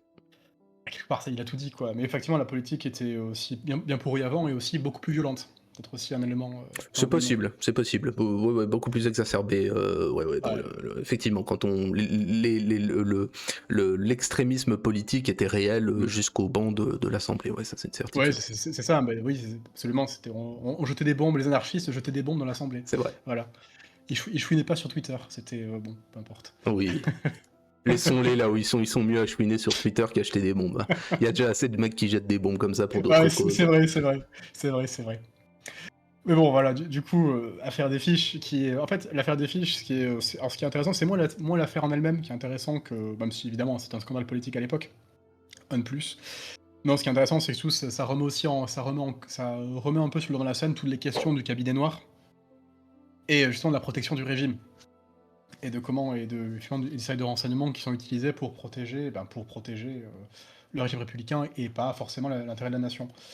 Et parce que oui, c'est aussi une réalité que ça a toujours été utilisé, hein. Quand je parlais beaucoup plus tôt dans le cas de la France, du père Joseph, du renseignement au XVIIe siècle, l'objectif premier était bel et bien de s'assurer à ce que tous les casse-couilles, du royaume, se disparaissent ou en tout cas arrêtent de casser les couilles. Ça change pas la création des polices spéciales, sous le Second Empire, c'est peu ou prou la même fonction et surtout les polices spéciales, quand même les républicains les ont beaucoup critiquées, quand ils étaient dans l'opposition et quand ils ont proclamé la République, ils n'ont pas eu, grand scrupule à s'en servir aussi et à s'en servir notamment pour espionner, pour espionner les opposants politiques. Voilà, ça pour dire que cette affaire-là remet une pièce dans la machine et remet la question des polices la question du cabinet noir et de tout Mais ça sur attends, la table. excuse-moi d'être un connard, je vais encore t'interrompre, mais Ouais, vas-y, euh, vas-y. au-delà du... Bon, ça fait chuter un gouvernement, voilà, il faut comprendre une chose, c'est une affaire de dingue. C'est appuyé, le renseignement qui est fait, les fiches qui seront établies, sont appuyées essentiellement sur les loges maçonniques, en tant que telles, hein, Elles sont aussi ouais. ce sont les loges maçonniques qui font un travail de renseignement. Il y a une partie de l'hostilité à la franc-maçonnerie très Troisième République qu'on comprend plus trop, parce que pour nous c'est des vendeurs de piscine qui se réunissent dans un bâtiment pour discuter de trucs voilà, en province, on comprend pas trop l'intérêt, si ce n'est de se faire des copains et d'avoir de l'avancement, bon voilà. Mais cette virulence qu'il y a contre la franc-maçonnerie, on ne peut pas la comprendre sans prendre certaines de ces données-là en compte. On est Oui, sur bien un sûr. service de renseignement parallèle franc-maçon. Les préfets ont bien moins de points, hein, finalement. C'est clairement la franc-maçonnerie qui est à l'origine de ça, une époque où la politique en général est en plus complètement sous la coupe des francs-maçons. Ils sont tous, le personnel politique est largement membre des loges. En plus, on sort d'une période où on a vu une armée quand même, au-delà de l'affaire Boulanger, tout ça, il y a des choses qui se passent, mais une armée se tenir tranquille dans des périodes extrêmement troublées, notamment d'établissement de la République, et là on la purge, alors qu'elle s'est tenue à l'écart des troupes. C'est une tradition qui est en plus de ça assez ancienne chez les Républicains, puisque Gambetta l'avait déjà fait, et Mmh. on est en pleine affaire Dreyfus, on a une armée, alors qui est dite, c'est vrai, anti-républicaine, très conservatrice, remplie d'aristocrates et compagnie, il y a une tension républicaine, il y a une volonté d'épuration, mais on est en plus de ça dans la préparation de 1905, parce que, en plus de ça c'est dans le but de l'éviter qu'on fait éclater le scandale, hein, du côté conservateur. Il y a 20 000 officiers sur 27 000 qui sont fichés, il faut bien comprendre que c'est un système de cinglés, parce que on est exclu en tant qu'officier du tableau d'avancement sur la dénonciation du premier frère quelconque, hein, qui écrit une fiche en disant oh là là, il va à l'église, il faut pas qu'il devienne colonel. C'est pas un système pondéré, réfléchi, administratif. Non, c'est de la foire à la fiche, hein, vraiment. C'est assez assez Justement, il y dingue. a un peu les 2. Justement, c'est un peu les 2 en fait. C'est aussi ça, c'est pas que oui, effectivement, les fiches viennent aussi des loges franc-maçonnes, mais elles sont pas Ah que, en ouais, fait. ah ouais, ouais, mais en grande partie, hein, Pas que. les préfets font un travail qui est beaucoup moins. Je veux dire, on va quand même, le gouvernement contacte tel, comment dirais-je, grand maître de la loge de mon cul à tel endroit pour lui dire faites-moi une fiche sur le général machin qui est en garnison chez vous, où est-ce qu'il va à l'église, qui est-ce qui baise. Enfin, c'est assez incroyable. Il y a des fuites. On aura le général André qui va se faire gifler. Alors, je sais plus le nom du député, je crois que c'est Siffton, d'ailleurs, qu'on retrouvera quelques semaines plus tard suicidé chez lui avec la tête dans son four ou un truc comme ça. Mais c'est quand même, une époque de tension assez extrême, quoi. Mais Oui, c'est oui, oui. intéressant pour les gens qui voudraient se renseigner. Ça va avoir plein d'effets sur même sur la gauche et le dreyfusisme, parce qu'il y a plein de types honnêtes dans le tas qui sont élevés pour la liberté de conscience et compagnie, et puis qui pensent qu'elle doit pas forcément être à deux vitesses, et que le fichage d'officiers parce qu'ils sont catholiques est plus ou moins une faute morale, quoi. Donc voilà. Mais je maîtrise pas complètement le sujet, mais je m'y étais intéressé un jour parce que je trouvais l'affaire dans ses ramifications, c'est pareil, ce serait un sujet de vidéo très intéressant. L'idée Oui. quand même d'un renseignement parallèle effectué par la franc-maçonnerie au service d'un général André, pour effectivement ficher les militaires et favoriser ou non leur avancement, quitte à détruire l'outil, quoi. Je trouve ça, au nom d'opinion politique, c'est quand même assez dingo, quoi, comme processus général, quoi. En plus de ça, ça va avoir des effets, bon, t'y viendras sans doute, mais des effets quand même directs sur la compétence des dits généraux, quoi. C'est jamais très bon quand tu promeus des gens pour leurs opinions et pas pour leurs compétences, quoi. C'est quand même assez... Et en plus, dans cette période de tension, Dreyfus et compagnie, enfin, c'est vraiment... ça ne s'arrête jamais. C'est une gigantesque une gigantesque montagne russe, l'histoire de la Troisième République. On n'arrête pas de se marrer, quoi. C'est quand même assez formidable. Ouais, c'est assez Surtout cette formidable. période qui va, cette période qui va du début de l'affaire Dreyfus Ouais. jusqu'à Le canal jusqu'à de la 1905. Panama, le canal de Ouais. Panama avant. Non, c'est de la folie. Enfin, c'est quand même fou, C'est quoi. que le régime ait tenu, c'est un miracle à certains égards, quoi. C'est, Ça s'explique assez bien. Je te dis, je ferai une vidéo sur la période, on va dire, d'établissement républicaine. Il y avait plus d'alternatives. À partir d'un certain moment, il n'existe plus d'alternative politique à la République. On peut avoir que des alternances entre blocs de partis de sensibilité de droite ou de gauche, quoi. Mais le régime est définitivement établi. Il n'y a plus d'alternative possible. Mais c'est l'affaire des fiches. Si vous allez sur Wikipédia ou que sais-je, hein, je pense que c'est suffisant. Si vous avez envie de lire sur le sujet, c'est assez intéressant. Il n'y a pas besoin de prendre un bouquin spécialement, mais pour ceux que ça intéresse, c'est assez rigolo, et je trouve que c'est fou. Le processus, les conséquences, enfin, c'est assez incroyable. Excuse-moi pour l'interruption, vas-y, je te laisse non, pas de continuer. souci. De toute façon, c'est aussi bonne clarification sur le rôle des loges. Mais effectivement, c'est vrai que ça s'est pas fait. Malgré tout, le renseignement a un petit peu participé. De Mais l'intérieur. c'était sur l'aspect vraiment anti-maçonnique. Parfois, on se demande pourquoi, comme le protestantisme, d'ailleurs, j'en parlerai sur le protestantisme et la laïcisation du régime. Mais il y a des choses qu'on ne comprend plus aujourd'hui si on n'a pas ça en tête. Ça nous paraît, tu vois, l'anti-maçonnerie nous paraît être un truc. Pourquoi? Enfin, je veux dire, on a l'impression qu'ils n'ont plus aucun poids réel et de compagnie. C'est pas la même époque. Voilà, donc faut pas l'oublier que effectivement, quand l'Action française où Maurras parle des ennemis de la France et cite les francs-maçons au même titre que les protestants, on a tendance à se demander un peu pourquoi ces pauvres types-là s'en prennent plein la tronche. Pourquoi Voilà, les francs-macs et pourquoi les protestants, voilà. tiens. Mais il y a des Peut-être, raisons. Il y a des raisons. mais oui, bah alors, évidemment, après, chaque époque était différente. Mais Mhm. voilà, c'est vrai que ça peut paraître un peu désuet tout ça. Du coup, je me suis un peu perdu là. Je suis désolé. Du coup, pas de souci, non, pas de souci. Bon, de toute façon, l'idée de l'affaire des fiches, c'était surtout de montrer voilà, que le renseignement pouvait être encore mouillé, mais et qu'il y avait encore des scandales derrière qui étaient liés aussi au rôle du renseignement, parce qu'au final, même s'il n'a pas été, comme tu l'as fait remarquer, c'était surtout un travail de loge au final. Et le truc, c'est que le renseignement officiel, donc en gros, que ce soit la sûreté ou à ce moment-là, du coup, les SR, le deuxième bureau, a pas ou très très peu été mêlé à cette histoire-là, en fait. C'est aussi ça qui est peut-être aussi intéressant à remarquer, que ça a été très très peu, ou en général, les éléments qui ont pu être intégrés à cette affaire-là, c'était qui? C'était simplement des gens qui étaient dans les loges, c'était des officiers qui étaient dans les loges. Bon, cela étant dit, les affaires d'espionnage continueront de servir à des fins politiques. Encore, ça va quand même se tasser. Le renseignement après l'affaire Dreyfus et va clairement se refocaliser sur ses missions. 99 va être la grande clarification, malgré tout. Même si ces affaires-là vont continuer à être un petit peu utilisées. graduellement jusqu'à la montée de la guerre. Alors je crois que j'avais parlé on en parlait un petit peu avant ou non, je t'ai envoyé le message, mais c'était sur l'affaire avec l'Okrana justement. Le renseignement français va utiliser la sûreté va beaucoup travailler avec l'Okrana pour aller chasser les anarchistes et tous les emmerdeurs, plus ou moins connus. Ouais, Paris est un centre de repli Exact. pour les révolutionnaires russes, hein. J'ai parlé de Savinkov et j'en reparlerai. C'est pas pour rien Mmh. qu'il a vécu à Paris, qui est un petit peu la deuxième maison et qui est la deuxième maison de l'Okrana, hein. D'ailleurs, c'est son bureau Oui. international. Il est à Paris, hein. C'est Ah oui, oui l'Okranka, et la il petite tra Okrana. absolument et d'ailleurs c'est la sûreté française est aussi très heureux, hein. Les Français sont aussi très contents de les avoir d'avoir l'Okrana, à côté parce qu'ils ont quand même un vrai savoir-faire.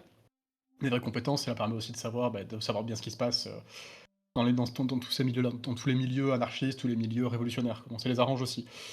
Il y a quelques histoires comme ça, où des préfets, sont plus ou moins, jetés en pâture ou essayent d'être jetés en pâture. Je crois qu'il y a une affaire comme ça où Clémenceau est dénoncé, je crois, en 1907 comme ça dans un discours à l'Assemblée nationale. Il y a ce genre d'histoire quoi qui arrive en fait. Je crois que la fin en fait le problème de l'Okrana c'est en 1909 parce qu'en fait le chef de l'Okrana à Paris est plus ou moins un agent double qui avait été Oui, tout à fait. condamné en France et compagnie, donc ça va poser des gros problèmes et surtout en plus de ça ils avaient la tendance un petit peu à corrompre les journaux pour inciter les Français à acheter des emprunts russes, donc je vous C'est laisserai vrai. connaître le sort à la fin, mais voilà les emprunteurs français ont pu s'asseoir dessus tranquillement. Il y a eu un petit changement de régime, comme vous le savez, à partir Ouais, de... peut Voilà, échéance des emprunts en 1917, je crois, c'est ça, voilà, donc autant vous dire que le régime suivant a dit non, non, les emprunts, vous pouvez vous les carrer profond, quoi. Mais ouais. Non, c'est Oui, intéressant. et d'ailleurs, le régime suivant, je crois, récupérera une partie des agents de l'Okrana à Paris, aussi, pour son propre réseau, d'ailleurs. Il y a une transition qui est faite, mais Ça je connais pas assez le sujet. Un jour, j'essaierai de me plonger vraiment dedans pour voir même la transition effectivement entre les deux services, la GPU qui prendra la suite et compagnie. mmh, Je regarderai ouais, tout ouais. ça. Bon, c'était en tous les cas, voilà, c'est à la fin, en tous les cas, il y a l'espèce d'emballer autour de l'espionnage, du renseignement se tasse un petit peu et finalement le renseignement reprend sa mission première, qu'à savoir, sa mission première, qui n'a pas été oubliée, c'est-à-dire l'Allemagne. C'est-à-dire, voilà, c'est comment, Ouais, c'est là, pas il faut faux. n'oublions pas la ligne bleue des Vosges, n'oublions pas, que nous devons reprendre l'Alsace et la Moselle. Tout à fait. Finalement, le renseignement se reconcentre sur ces effets-là, sur cette mission-là. Donc on arrive, gentiment mais sûrement, on arrive à 1914. Bon, 1914, donc début de la guerre, comme chacun sait, enfin j'ose espérer. Ouais, pas sûr, pas sûr. Ouais, Enfin, quand dans même. cette communauté-là, oui, mais Oui, mais sinon, au collège Simone Veil, c'est pas sûr. Mais bon. ouais, non, pas sûr non plus. Mais voilà, en tous les cas, début de la guerre. 1914, alors comme on l'avait dit, à cause de l'affaire des fiches, il y avait effectivement des problèmes de commandement qui auront des effets tactico-opérationnels assez connus, mais également, quelques réussites, en tout cas en termes de renseignement, c'était plutôt une réussite. En fait, ce qui s'est passé, c'est que le deuxième bureau avait tout simplement, en fait, avait vu venir le plan Schlieffen, tout simplement. Tu l'avais dans un bouquin, ça? Ouais, j'avais Ouais, dans un bouquin ok. ça. Parce que Ouais. j'avais lu un peu, parce que justement, ça m'avait fait, ça m'intéressait de voir ce qui est. Et j'ai trouvé tout et son contraire. Ouais, alors, je comprends pourquoi. En fait, ce qui se passe, c'est, là aussi, il faut reprendre dans ce qui se passe, il y a aussi des débats, en fait, il y a aussi beaucoup de débats au sein de l'armée, dans les années 1910, au début des années 1910, sur, en fait, quelle posture, l'armée française doit adopter face à l'Allemagne. Et en gros, il y a en gros 2 écoles, quoi. Il y a en gros 2 écoles, une école qui est, celle de l'offensive à outrance, de Grand Maison, qui sont plutôt des Saint-Cyriens, et c'est une école qui est plutôt technique, avec nouvelles technologies, et plutôt défensive, qui est plutôt celle des polytechniciens. Et le truc, c'est qu'effectivement, le deuxième bureau a eu tendance, en fait, à donner du renseignement. En fait, le renseignement du deuxième bureau a eu tendance à alimenter les 2 écoles, et donc, quelque part, les 2 analyses, et toutes les analyses qui en découlaient. Donc, en fait, finalement, Ok. ça a été devenu, en fait, le grand fournisseur de toutes les infos à tout le monde. Ce qui, en fait, ce qui en soi montre aussi un peu qu'une forme de maturité du service. Ça montre aussi qu'il a été capable de renseigner tout le monde en étant un petit peu neutre. Mais ça montre aussi quelque part peut-être une faiblesse aussi structurelle, c'est qu'il a peut-être eu, ça a peut-être eu tendance à faire Oui, justement peut-être une forme à conforter d'anémie chacun, ouais, politique. à C'est ça. conforter chacun dans ses opinions, ouais. Ok. Peut-être, alors je peux pas vraiment le prouver, mais peut-être aussi pour les raisons politiques, quoi, par les traumatismes qui restaient ou par la volonté d'éviter une nouvelle affaire Dreyfus. bah, quelque part, cette volonté aussi de faire du renseignement pour plaire, sans forcément essayer d'imposer une grille de lecture quand même elle serait bonne, quoi. C'est Mmh. peut-être aussi une hypothèse, alors je pourrais pas la prouver, mais c'est peut-être un vrai truc. Quoi qu'il en soit, donc le renseignement, avait, fourni les renseignements suffisants pour donner cours au plan Schlieffen. Moi, qu'est-ce qui se passe? C'est finalement, c'est le commandement qui hésite et qui le prend pas en compte. Alors, là aussi, il faut quand même relativiser. Il y avait aussi des bonnes raisons, hein, il y avait aussi des raisons, militaires, hein, à ne pas envoyer toute l'armée en Belgique dès le début, voilà. Qui tout simplement pour éviter d'exposer, la frontière française, tout simplement. Donc il y avait aussi des raisons militaires internes, mais bon, il faut quand même le noter. Bon,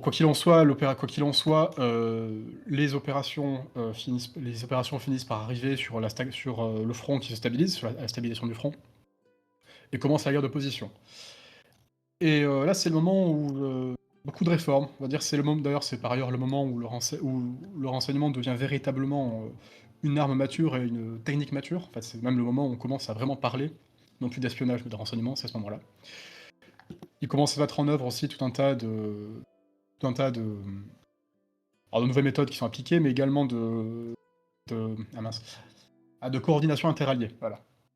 Notamment ce qui se passe à Folkestone, c'était avec les Britanniques. C'est un premier bureau de franco-britannique de renseignement, pour partager du renseignement. Et c'est également un moment où les services commencent à s'intéresser à d'autres choses qu'à l'armée pure, mais doucement. Alors c'est encore balbutiant et c'est le début, mais ils commencent à s'intéresser notamment à l'économie. Guerre industrielle oblige, Anglais comme Français commencent à se demander: «Mais attendez, comment est-ce qu'on peut faire en sorte, d'étouffer l'appareil de guerre allemand?»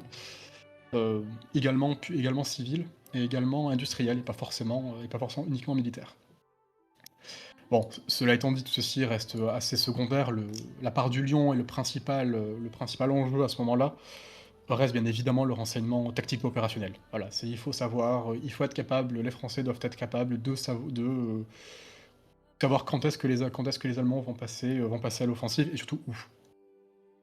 Et ouais, il faut dire aussi que c'était une cert quand même, il faut dire aussi que ça a été, alors beaucoup là, pareil, c'était un peu comme dans la période précédente, ça a été une grande réussite technique, il y a globalement un échec, un peu un échec en termes de renseignement humain. En fait, les Français vont tester peut-être quelques séries d'opérations, notamment de sabotage en Belgique et en Alsace. Aucune ne vont véritablement aboutir, quoi. Aucune ne vont aboutir et tout va passer, très rapidement. Les Français vont se reconcentrer sur des choses un peu plus techniques. Ah, bien évidemment, la crypto. J'en ai parlé plus tôt, mais la cryptographie va être toujours la grande qualité. Grande avance, les Allemands en fait ne rattraperont jamais leur retard et à tel point, les Français pour longtemps sauront toujours à peu près tout ce qui écouteront toujours, tout le long de la guerre, les Français écouteront les communications allemandes. Bon, il y a aussi quelques ratés, hein, mais des ratés notamment, c'était plutôt des ratés comment dire? D'obsèques, de sécurité opérationnelle. Mais ça, c'était surtout le côté fantassin, parce que quand les Allemands rattrapent leur retard au milieu de la guerre, bah, ils parviennent aussi à commencer à écouter les transmissions françaises, mais ce qui va surtout trahir les Français à ce moment-là, c'est, un manque de discipline avec l'usage de la radio. Alors bon, typiquement, bah, en gros, petite anecdote, mais c'est un des officiers français qui communique à la radio et qui explique pendant 5 minutes qu'ils doivent à tout prix, essayer de parler en nom de code pour ne pas transmettre le prochain détail de l'offensive et qui finalement termine la discussion sur: «Bon, bah, du coup, on attaque, dimanche à 11h». On aurait vu mieux. Mais voilà, dans tous les cas, ça reste, des éléments qui se travaillent. Également, ça va être, autre élément qui va être beaucoup travaillé, ça va être l'interrogation des prisonniers. Ouais. Alors je rassure, hein, je parle pas de torture, on parle pas de torture ici. Mais on parle de la capacité simplement, à faire en sorte que les soldats, parlent quoi, et disent des choses et alors ça va se raffiner, au début de la guerre, c'est assez bordélique étant donné que la première qualité, la seule qualité qu'on demande aux interrogateurs, c'est de parler allemand, ce qui est déjà ce qui est plutôt utile. Mais ce qui fait que comme ces hommes-là n'ont pas forcément d'entraînement militaire, ils ne savent pas exactement quoi demander et ils ont tendance du coup à ne demander que des informations qui vont dans le sens qu'ils veulent entendre, de ce qu'ils veulent entendre, donc pas forcément de bonne qualité. Assez rapidement, ils vont se professionnaliser, ça va commencer justement à apprendre à mener des véritables interrogatoires et surtout quelque chose qui, je trouve, très intelligent et assez subtil et qui sera oublié après la Grande Guerre, c'est que les Français vont commencer à intégrer dans les camps de prisonniers, des Alsaciens. des Alsaciens germanophones, et les faire passer pour des prisonniers allemands, dans le but de gagner la confiance des prisonniers pour en fait, leur faire cracher toutes les informations, des informations potentiellement utiles. Alors ça pour le coup, j'ai lu des choses, ça a été très utilisé, ça a été très efficace. Comme quoi. On est très fort en interrogatoire, hein. On développera des techniques Absolument. Réputées après la Seconde Guerre mondiale. Oui, on en Un parlera. peu plus coercitives, mais Un peu réputées plus quand même. coercitive, un peu plus coercitive, écoutez, plus électrique peut-être Plus aussi. électrique, effectivement. Mais Ça mettait une certaine tension dans le corps effectivement, de l'interroger, ouais, tout à fait. effectivement, tout à fait, tout à fait. Bon voilà, dans ce mois-là, on n'est pas sur ça, d'autant qu'il y a, enfin d'autant que c'est pas non plus une bonne idée quoi, c'est même d'un point de vue très pratico-pratique, hein, si, la rumeur, ce genre de rumeur, c'est le genre de choses qui font en sorte que qui font aussi en sorte que les soldats d'en face ne se rendent plus. Voilà, c'est aussi, Oui, non, et puis le droit de la guerre était bien sûr. envisagé différemment à cette époque-là, même si c'est une époque de violence invraisemblable sur le terrain, mais le traitement du prisonnier, oui, il pas si, enfin, il est pas si sympathique par nature, parce que l'époque est difficile, nourrir des gens, machin, il y aura quand même je crois que 7-8% de morts de mortalité chez Mmh. nous, je crois que ça monte à 20% chez les Russes, mais bon, c'est la Russie. Et ouais, mais bon, ça n'est pas dû à des violences directes, voilà, Non, non, non. c'est Bah, dû après à je effectivement des maladies et bah, c'est une les conditions, alimentation c'est que déficiente. c'est ça, c'est les conditions d'emprisonnement en fait, Ah, hein, puis il faut se c'est rappeler des masses que c'est, hein. On n'a pas ouais. prévu d'avoir 600 000 personnes dans des camps de prisonniers, hein. C'est quand même Non, une non, non. folie, hein. Donc, enfin bon, bref. C Non, non, en plus sans compter, en plus il faut rationner tout ce qui est disponible, y compris la bouffe et si tu rationnes la bouffe, la priorité elle va pas aux prisonniers quoi, ça c'est sûr. Bah, déjà que C'est chez toi les gens bouffent pas trop, bah, c'est bon, ça. c'est logique. Si le pays est au pain sac et à l'eau, bah, voilà, c'est les prisonniers, ils sont, Voilà, à l'eau à croupie la et au terre, demi-pain sec. à la terre, voilà. Bouffe le sol. Non, non, mais c'est vrai que c'est Comme en Haïti. autre mœurs. Mais bon, il n'y avait pas les mêmes informations à récupérer, on n'est pas faux. Le terrorisme est une autre, enfin, ou la guerre de guérilla qu'on affrontera en Indochine, effectivement, le renseignement prend une part, bon, t'en parleras à ce moment-là, mais prend une part forcément Ouais. fondamentale, quoi. Bah, d'autant que pour le coup, le renseignement colonial, enfin pour le coup, le renseignement contre-insurrectionnel, est très proche du renseignement colonial. Ouais. Parce que même doctrinalement, les techniques de contre-insurrection sont très largement inspirées Mm. des doctrines de colonisation en français notamment, les taches d'huile. Et donc effectivement, le renseignement est très important, mais là aussi, c'est pas le même genre de mission, c'est pas les mêmes objectifs. Et Ouais, c'est clair, c'est clair. en fait, si j'ose dire, c'est que le renseignement sur le front ouest en 14-18, c'est du renseignement qui est en fait tactique opérationnel. Mm. Ça va être, on veut savoir quel régiment, quelle unité. Combien de munitions, quoi, on veut savoir ça. Alors que si en renseignement même colonial, en fait, on va plutôt vouloir savoir, ah bah, du coup, avec quelle tribu vous entendez pas, ils ont combien d'hommes, en fait, c'est plutôt, déjà plutôt stratégique, c'est même pas Ouais, puis forcément vraiment. localiser l'ennemi n'a pas la même. Mmh. Enfin, localiser du point de vue vraiment tactique, savoir où est tel régiment, ça peut être important, mais là, on sait à peu près où est l'ennemi sur une ligne de front, quoi. Dans un monde Alors, insurrectionnel et de guérilla, il y a vraiment des types à faire parler et à faire vraiment cracher le morceau. Mais bon, enfin bon, bref, on va pas dévier oui, oui, sans 7 ans. Je te laisse continuer. Vas-y, oui, vas-y. sur ça. Après, cela étant dit, oui et non, parce que on sait pas où est l'ennemi, oui, on sait où il est, mais bon, il y a aussi, la surprise stratégique, toutes les surprises opérationnelles Oui, et oui, bien sûr, stratégiques. bien sûr, bien sûr. Non, Bon, non, il y a mais aussi un intérêt. j'entends, mais si tu veux, ça me paraît être une échelle difficilement comparable et dans l'urgence en plus Oui, de oui, bien ça, sûr. qui est un petit peu différente. Après, je pense quand même qu'il y a quelques Allemands, voire, et quelques Français de l'autre côté qui ont dû prendre quelques claques dans la gueule quand même pour dire deux, trois choses, Oui, mais non, mais bon, ça, c'est inévitable. voilà, c'est normal. C'est comme des mecs, faut le dire, c'est comme des gars qui ont voulu se rendre et qui ont pris un coup de Oui, baïonnette alors qu'ils voulaient se rendre. Il y en bien a eu sûr. quelques-uns aussi, hein, Bien sûr, ou des types, des officiers qui se sont fait tirer dessus dans le dos, enfin voilà, il s'est passé plein de choses pendant cette guerre, bref, peu importe. oui, comme dans toutes les guerres d'ailleurs. Mais Exactement, effectivement, c'est vrai. mais voilà, donc renseignement humain, ça progresse un petit peu sur l'interrogation. L'aviation, bien évidemment, qui fait, l'aviation, alors ça qui est, pareil, il y a quelques dizaines d'appareils au début de la guerre, il y en a plusieurs milliers à la fin. Oui, j'ai vu, C'est pareil j'ai mis l'image de Paul-Louis Weiler qui est parfait. pour le coup un vrai précurseur. Bon, la vie après la guerre est plus discutable, mais bon, qui est un héros de la Première Guerre mondiale et qui d'ailleurs est juif hein, en passant. Enfin, si je dis pas de bêtises, hein, par sa mère, je crois. Donc comme quoi. Mais ouais, il y a des vrais groupes de reconnaissance dédiés avec les améliorations techniques, la photographie, la cartographie et tout qui vont être vachement développés. Ouais, bien sûr.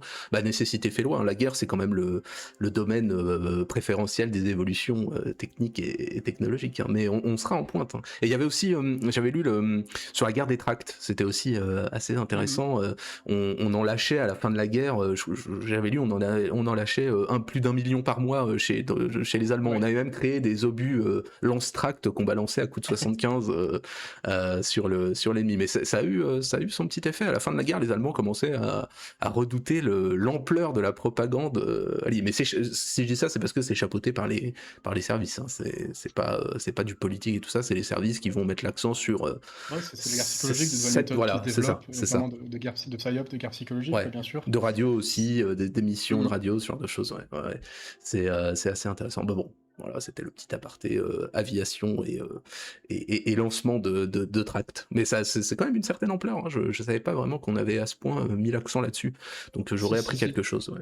Si, d'autant vraiment que le français, enfin les Français quoi, en termes de renseignement, voient venir en fait toutes les opérations, à peu près toutes les opérations allemandes, ils les voient venir. Les Allemands n'ont quasiment jamais véritablement n'ont jamais véritablement de surprise stratégique. Mais la Marne, hein, pareil, Tout- hein, la Marne, c'est les aviateurs qui vont Ouais. servir Alors, à renseigner en partie, quoi. c'est peut-être. Il y a peut-être dans à l'arrière, il y a peut-être non, il y a peut-être ouais, il y a peut-être une exception. Il y a peut-être une exception au fait à ce que les Français aient tout vu. Ça a été les dernières opérations en 18, opération Michael, je pense. C'est les seules opérations. Bah, Qui, ouais, qui vraiment. l'offensive, la dernière offensive de 18, pareil, hein, je lisais dans le bouquin, c'est assez intéressant parce que paraît-il que ce serait, on aurait été quand même au courant de l'endroit en Champagne grâce Oui, au travail c'est ça. de Mistinguett qui est allé proposer de se retaper un de ses amants, prince allemand quelconque pour filer des informations. Il semblerait que ce soit avéré et reconnu, je crois que c'est les mémoires de Gamelin Ouais, en fait, là aussi. Gamelin, je crois que c'est Gamelin. Là, en fait, là, ce que tu dis, c'est intéressant parce que ça vient aussi pourquoi au début j'ai utilisé le terme renseignement et pourquoi aussi le terme renseignement. Ben, c'est aussi parce que l'idée c'est un cycle et c'est vrai que le problème dans le cycle, bon, d'habitude la première étape c'est la commande, donc en gros le politique dit voilà on veut des informations sur tel sujet. La deuxième partie c'est la collecte de l'information, puis la troisième partie ça va être le traitement de l'information. Donc en gros le renseignement consiste à prendre une information brute quelque part et à la raffiner quoi, et la raffiner. Et le problème, c'est que bien souvent, ce genre d'information-là, on va avoir un espion, donc on va avoir un capteur humain qui va ramener une information, mais si l'information-là est toute seule et qu'elle a rien d'autre qui peut la corroborer, donc au final, un service, il va vous dire, écoutez, c'est une information intéressante, on la note en bas de page, mais on peut pas en faire un truc crédible. Alors que si à côté, on va avoir, je sais pas, des dizaines de photos d'aviation, des communications radio qui sont accrues, des messages même radio directement, ou des prisonniers interrogés, là, finalement, ça a plus de poids. C'est aussi ce genre d'élément en fait. C'est aussi pour ça que parfois on peut avoir ce genre d'histoire où on va avoir un espion qui va dire oui mais moi je savais qu'il y avait telle opération, ce que personne d'autre n'a vu. Oui parce que ceux qui n'ont pas vu ils avaient peut-être beaucoup C'est ce qu'on voit, t'as raison. Choses à traiter, quoi. C'est ce qu'on voit dans beaucoup d'affaires d'espionnage, Seconde Guerre mondiale et autres, où tel agent soviétique avait effectivement averti les autorités que les Allemands allaient être attaqués, il n'a pas été pris en considération et compagnie. On le voit souvent, oh là là, l'homme seul qui avait raison, mais effectivement pour un service, quand il reçoit une information, il faut pouvoir être en mesure de la recouper, parce que sinon si tu crois tout ce qu'on te transmet, oui, t'es à la fin, t'es une poule sans tête, quoi. C'est sûr, ça paraît logique. Ouais, c'est ça, donc c'est pour ça, il y a toute une méthodologie même qui est développée, qui est encore utilisée sur la manière de trier l'information qui est de 1 à 6 et de A à E, je crois, qui est du coup de la crédibilité de la source et la crédibilité de l'information, quoi. Donc la choix c'est trié, quoi, donc l'information est triée comme ça. Et comme ça, en fait, on trie les informations sont triées comme ça, puis après, ça permet d'établir comme ça du renseignement et de renseigner, de dire ah écoutez, tout on porte à croire que c'est suffisamment crédible qu'une opération militaire ait lieu dans telle direction. Mais voilà, donc c'est aussi pour ça que ce genre d'histoire d'espionnage un peu seul Ça fait une belle anecdote. Ça fait une belle anecdote. Ouais, ça fait vendre de livres après la guerre. Voilà. C'est le plus important. Mais l'intérêt pour l'espionnage repose aussi là-dessus. Hein. On aime bien ces histoires d'espions dans son anecdote infiltré à tel endroit et compagnie. Enfin, c'est sans forcément qu'il y ait une portée historique fondamentale derrière. Ça attire un petit peu l'activité d'espionnage. Les coucheries, les trucs comme ça. C'est une vie et c'est une activité extraordinaire, quoi, littéralement. Donc c'est sûr. forcément. Ouais, c'est vrai. C'est forcément tout ce qui plaît. c'est forcément quelque chose qui plaît, qui attirait, quoi, comme, je sais pas, comme les forces spéciales ou un truc comme ça, quoi. C'est même un Oui, ordre oui, oui, disons qu'on fait moindre. plus de séries sur les détectives privés que sur les plombiers, quoi. Ça fait un peu plus rêver, quoi. À part sur France 3, peut-être, Ouais, ouais. mais l'Instit ou je sais pas quoi. Mais sinon, il y a des métiers qui, non, ils sont pas propices au rêve, quoi. C'est certain. Ouais. Bon, tout cela étant dit, ça c'était plutôt sur le renseignement offensif, mais renseignement plutôt défensif, t'es contre, enfin, on va parler un peu renseignement humain et renseignement et contre-espionnage. Alors là, c'était, alors pour le dire ça extrêmement simplement, ça a été, pour dire ça simplement, ni les Allemands ni les Français n'ont réussi à avoir de véritables grands réseaux d'espionnage, chez l'un l'autre pendant la guerre. Voilà, c'était pas, il y a pas eu de grande, il y a eu des espions évidemment, il y a eu des affaires. On parlait de Mata Hari étant une des affaires les plus connues en France. Mais bon, après, t'es pas particulièrement dégourdi non plus, Mata Hari. Bah, Mais je sais pas, voilà. est-ce que tu comptes en reparler par la suite ou pas Alors, je de... sais pas sur. Alors, non, je comptais pas forcément en parler, mais on peut en parler. Non, Donc, non, non, c'était. mais juste pour que les gens situent en quelques mots. Après, encore une fois, s'ils ont envie, ils Alors, iront voir Wikipédia, mais en vas-y, ouais, oui, vas-y. non, mais c'est vrai que tu as raison. C'était. Mata Hari, c'était Parce que c'est un nom une que tout le monde, stripteaseuse. c'est un nom que tout le monde connaît. C'est C'est vrai. effectivement une danseuse de nu hollandaise. Absolument, une stripteaseuse hollandaise. Une danseuse de nuit hollandaise en fait, qui avait pris contact avec l'ambassade allemande à Madrid pour faire de l'espionnage, au profit des Allemands pour de l'argent. Et qui après a pris contact avec le contre-espionnage français pour faire l'agent double, pour jouer aux agents doubles. Bon, au final, sauf que pour la faire très simplement, elle s'est révélée être très mauvaise dans son rôle d'agent double, à tel point d'avoir été cramée.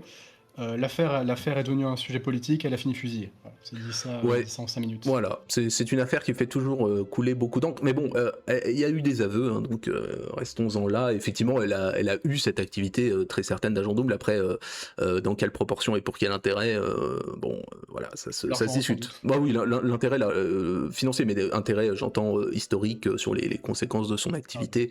Voilà. Mais elle était bien agent enregistré par les Allemands, l'agent H21 en l'occurrence. c'est ça. Mais voilà, donc c'est une affaire intéressante. Bon, elle est sans doute victime aussi de l'esprit du temps, qui n'était pas Oui. propice à voilà, comment dirais-je, à la souplesse juridique et judiciaire, quoi. Bah, disons qu'en temps de guerre, c'est pas forcément la meilleure idée, quoi. Faire ce genre de s'improviser espion C'est à n'importe qui risqué, comme ça. c'est C'est un peu risqué. risqué, c'est un peu Voilà, audacieux. faut pas trop aimer l'argent, hein, ça conduit quand même à des conséquences délicates.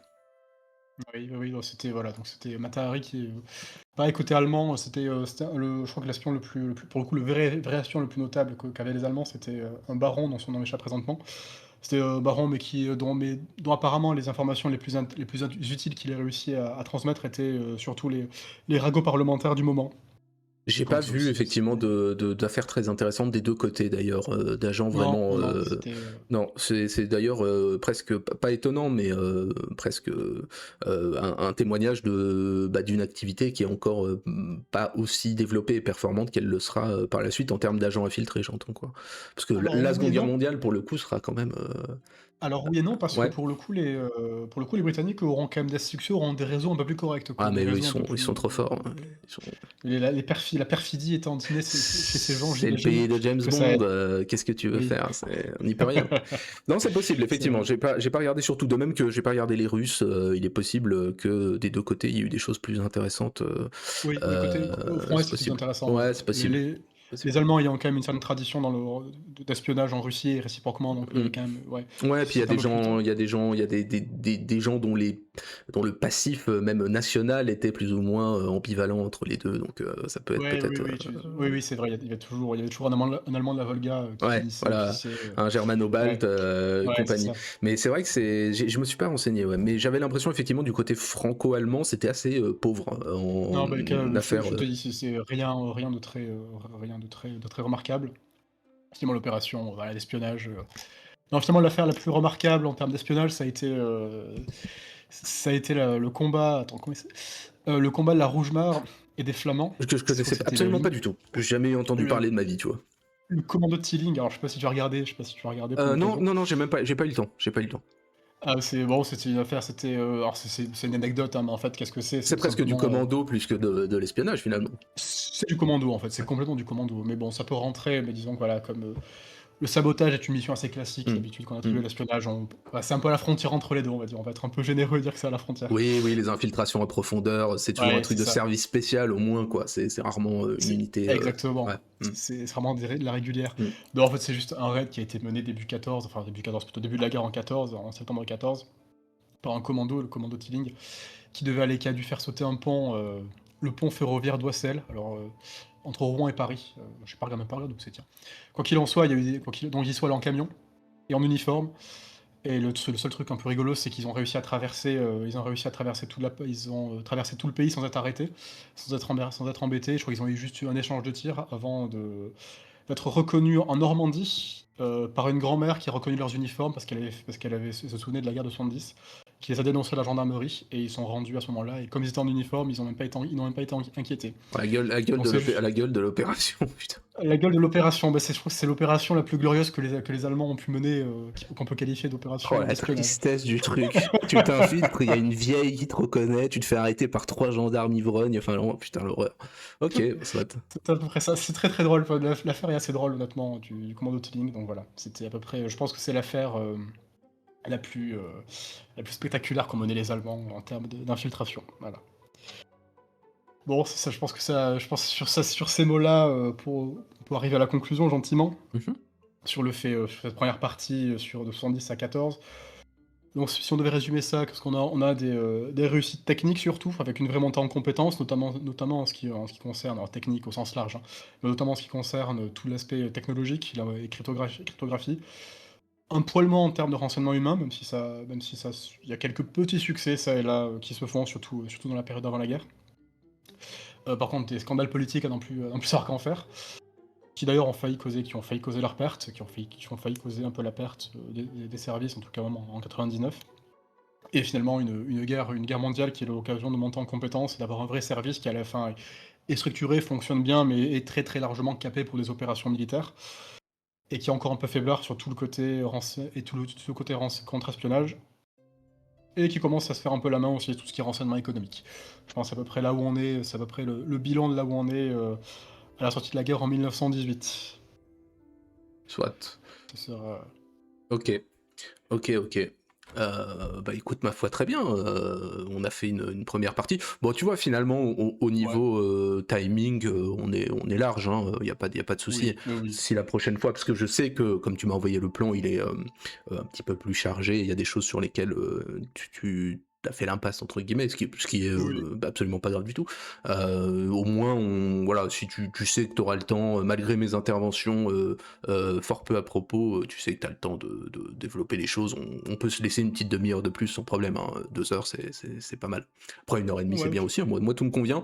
Après, le plus, c'est le mieux, hein, dans ce genre de circonstances. Voilà, n'hésite pas. ouais, bah, ça marche. Après, pour être honnête, c'était aussi la période que je maîtrisais un peu le moins bien. C'était aussi la période que je maîtrisais un peu le Ça se moins bien par comprend. rapport par rapport à l'entre-deux-guerres, ou encore plus la Seconde Guerre mondiale que je maîtrise pour le coup, même beaucoup mieux. Ouais.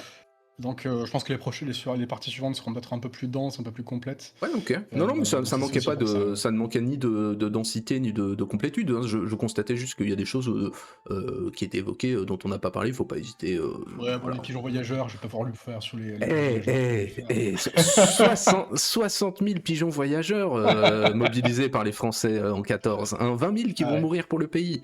ouais. C'est pas rien, c'est pas rien. Ils sont importants les petits pigeons. On leur mettait on leur mettait des appareils photo. C'était les drones du temps. Ouais, on avait Non, des c'est vrai, pigeons avec des appareils photo. Ah, il y a c'est vrai, je crois qu'on va essayer de faire des choses, tu- notamment les parachuter entre guillemets en Oui, ballon, oui. grâce à des ballons derrière le Ah, territoire, je te il va faire confirme, des choses, on ouais. les jetait même d'avion dans des cages avec des ballons Oui, pour c'est ça, voir où ils atterrissaient. Donc, non, mais même pas l'aviation, honnête. on parachutait pas, mais on faisait atterrir des agents derrière les lignes ennemies pour obtenir des informations sur l'arrière-front et compagnie. Donc, Ouais. c'est toujours sympathique à raconter. Donc, non, mais c'était un simple constat, hein. Il faut pas hésiter à prendre le temps qu'il faut, hein. Il y a pas de souci. Les réceptions, c'est fait pour ça, faut pas se limiter. Tout est OK. intéressant, voilà. Donc même l'affaire Bolo Pacha, tu vois, on n'en a pas parlé. C'était pour finir sur l'aspect politico, service, voilà. Parce on va quand même avoir du personnel politique qu'on va mettre à l'ombre, notamment pacifiste, qu'on va mettre à l'ombre sous des prétextes, voilà, plus ou moins de tes copains d'un mec un peu suspect. Donc tiens, tu vas aller passer 2 ans en prison le temps que la guerre se termine, comme ça, le pacifisme, tu fermes ta gueule et puis tu t'iras en parler dans ta cellule, quoi. Donc Ce sera pacifique en Algérie, quoi, ou au fond de Nouvelle-Calédonie. Voilà. non, les amis, non, mais tu vois, un mec comme Malvi, dont tu avais parlé dans le plan, ou Caillot, qui étaient un peu on va dire, les têtes de pont de la solution négociée à la guerre, et Clémenceau, arrivé au pouvoir, va dire non, mais c'est bien, tiens, si t'allais faire 2 ans en prison jusqu'en 1918, ça te fera du bien, comme ça, la paix une autre fois, quoi. Donc, non, mais c'est voilà, je te dis, j'ai constaté ça, et je voudrais pas que les gens se limitent pour des questions en se disant oh, je veux pas que ça dure trop longtemps parce que je veux pas le faire chier, au genre de choses. Les réceptions sont là pour ça, on prend le temps qu'il faut, tu sais, les Achéménides, on devait le faire en une fois, ça a duré 4 fois 2 heures, donc voilà, j'ai l'habitude maintenant, donc il y a pas de, y a pas de souci. Voilà. Je note pour la prochaine fois, on parlera. Du coup, prochaine fois, ça sera deux premières heures sur les services français en Roumanie entre 1920 et 1925. Que à Bucarest, mais dans une rue, pendant 2 heures. On fera pendant 10 ans le mec dans la rue de Roumanie. Non, bien sûr. Là-bas, il est toujours. Hein, Il est toujours, il a 125 ans. Non, mais faut pas hésiter, voilà. Donc, pas de souci. Bah écoute, je te remercie pour ce soir. Je te remercie pour ces propos, c'était très intéressant. La prochaine fois, alors c'est dans un mois, je sais plus quand exactement, fin août. Ouais, on s'est dit fin août. Fin août. On parlera donc de la période, j'imagine, 18-45, ce sera ça. C'est ça, exactement. Ok, donc une 3e partie en septembre où on évoquera l'aspect. Ce sera 45 2015. Ouais, bien costaud quand même. Il y a quand même des choses à dire. Ouais, je pense que il y a du lourd. Même la période de l'entre-deux-guerres et de la guerre. Il y a du contenu quand même, du contenu. Bah, pour spoiler un petit peu les grandes lignes du plan, quoi, je pense qu'il y aura les 2 grandes parties qui seront sur la prochaine partie, qui seront sur un côté plutôt renseignement, côté France Libre, un renseignement côté Vichy. Voilà, ouais, il y a ça aussi. C'est vrai qu'il y a ça aussi. C'est un peu le gros morceau, que personne n'assume aujourd'hui. Mais il y a l'avant-guerre et il y a la guerre. Rien que ça, sont 2 morceaux presque qui méritent presque un traitement unique, hein, chacun, quoi. Mais oui, en effet. Je crois que mon livre sur le BCRA, je crois qu'il fait 800 pages, un truc comme ça. Ouais, je comprends. Ouais, écoute, bon courage, bonne lecture. Non, mais c'est très intéressant. Et ok, du coup, j'en termine par là. Donc, programme de la semaine. Vendredi, on se continue notre partie multijoueur sur Crusader Kings 2. Dimanche, on continue de parler de littérature russe. Nous parlerons des âmes mortes de cet immense auteur qui est Gogol. Et mercredi, dernière partie de la tier list sur les épidémies. Voilà ce qui nous attend pour la semaine. Et on aura une réception prochaine entre tes 2 réceptions sur le maréchal Pilsudski. Voilà, on fera un petit peu toute sa vie, sa biographie qui est très intéressante, à plus d'un titre, hein, puisque c'est un personnage très important de l'avant-première guerre mondiale au titre du nationalisme polonais dans un pays qui n'existe pas, et puis un personnage très important de l'entre-deux-guerres. Voilà, donc c'est toujours bien de voir un peu la vie de, entre guillemets, ces grands hommes, et qui sont associés, comme De Gaulle a pu l'être, à la vie d'un pays, hein, finalement, en tant que tel, quoi, donc par leur parcours. Donc ça permettra d'évoquer à la fois la figure d'un homme, d'un grand chef d'État, et la figure d'un pays qu'on connaît peut-être pas forcément, en tout cas moi c'est pas ma spécialité. Bref, écoute, je te remercie pour ce soir, on se retrouve dans un mois pour évoquer la période 18-45 du point de vue du renseignement, et puis écoute, d'ici là je te souhaite une bonne fin de soirée, je dis à bientôt tout le monde, et portez-vous bien pour ce reste de semaine. Merci, ciao, bonne soirée à tout le monde.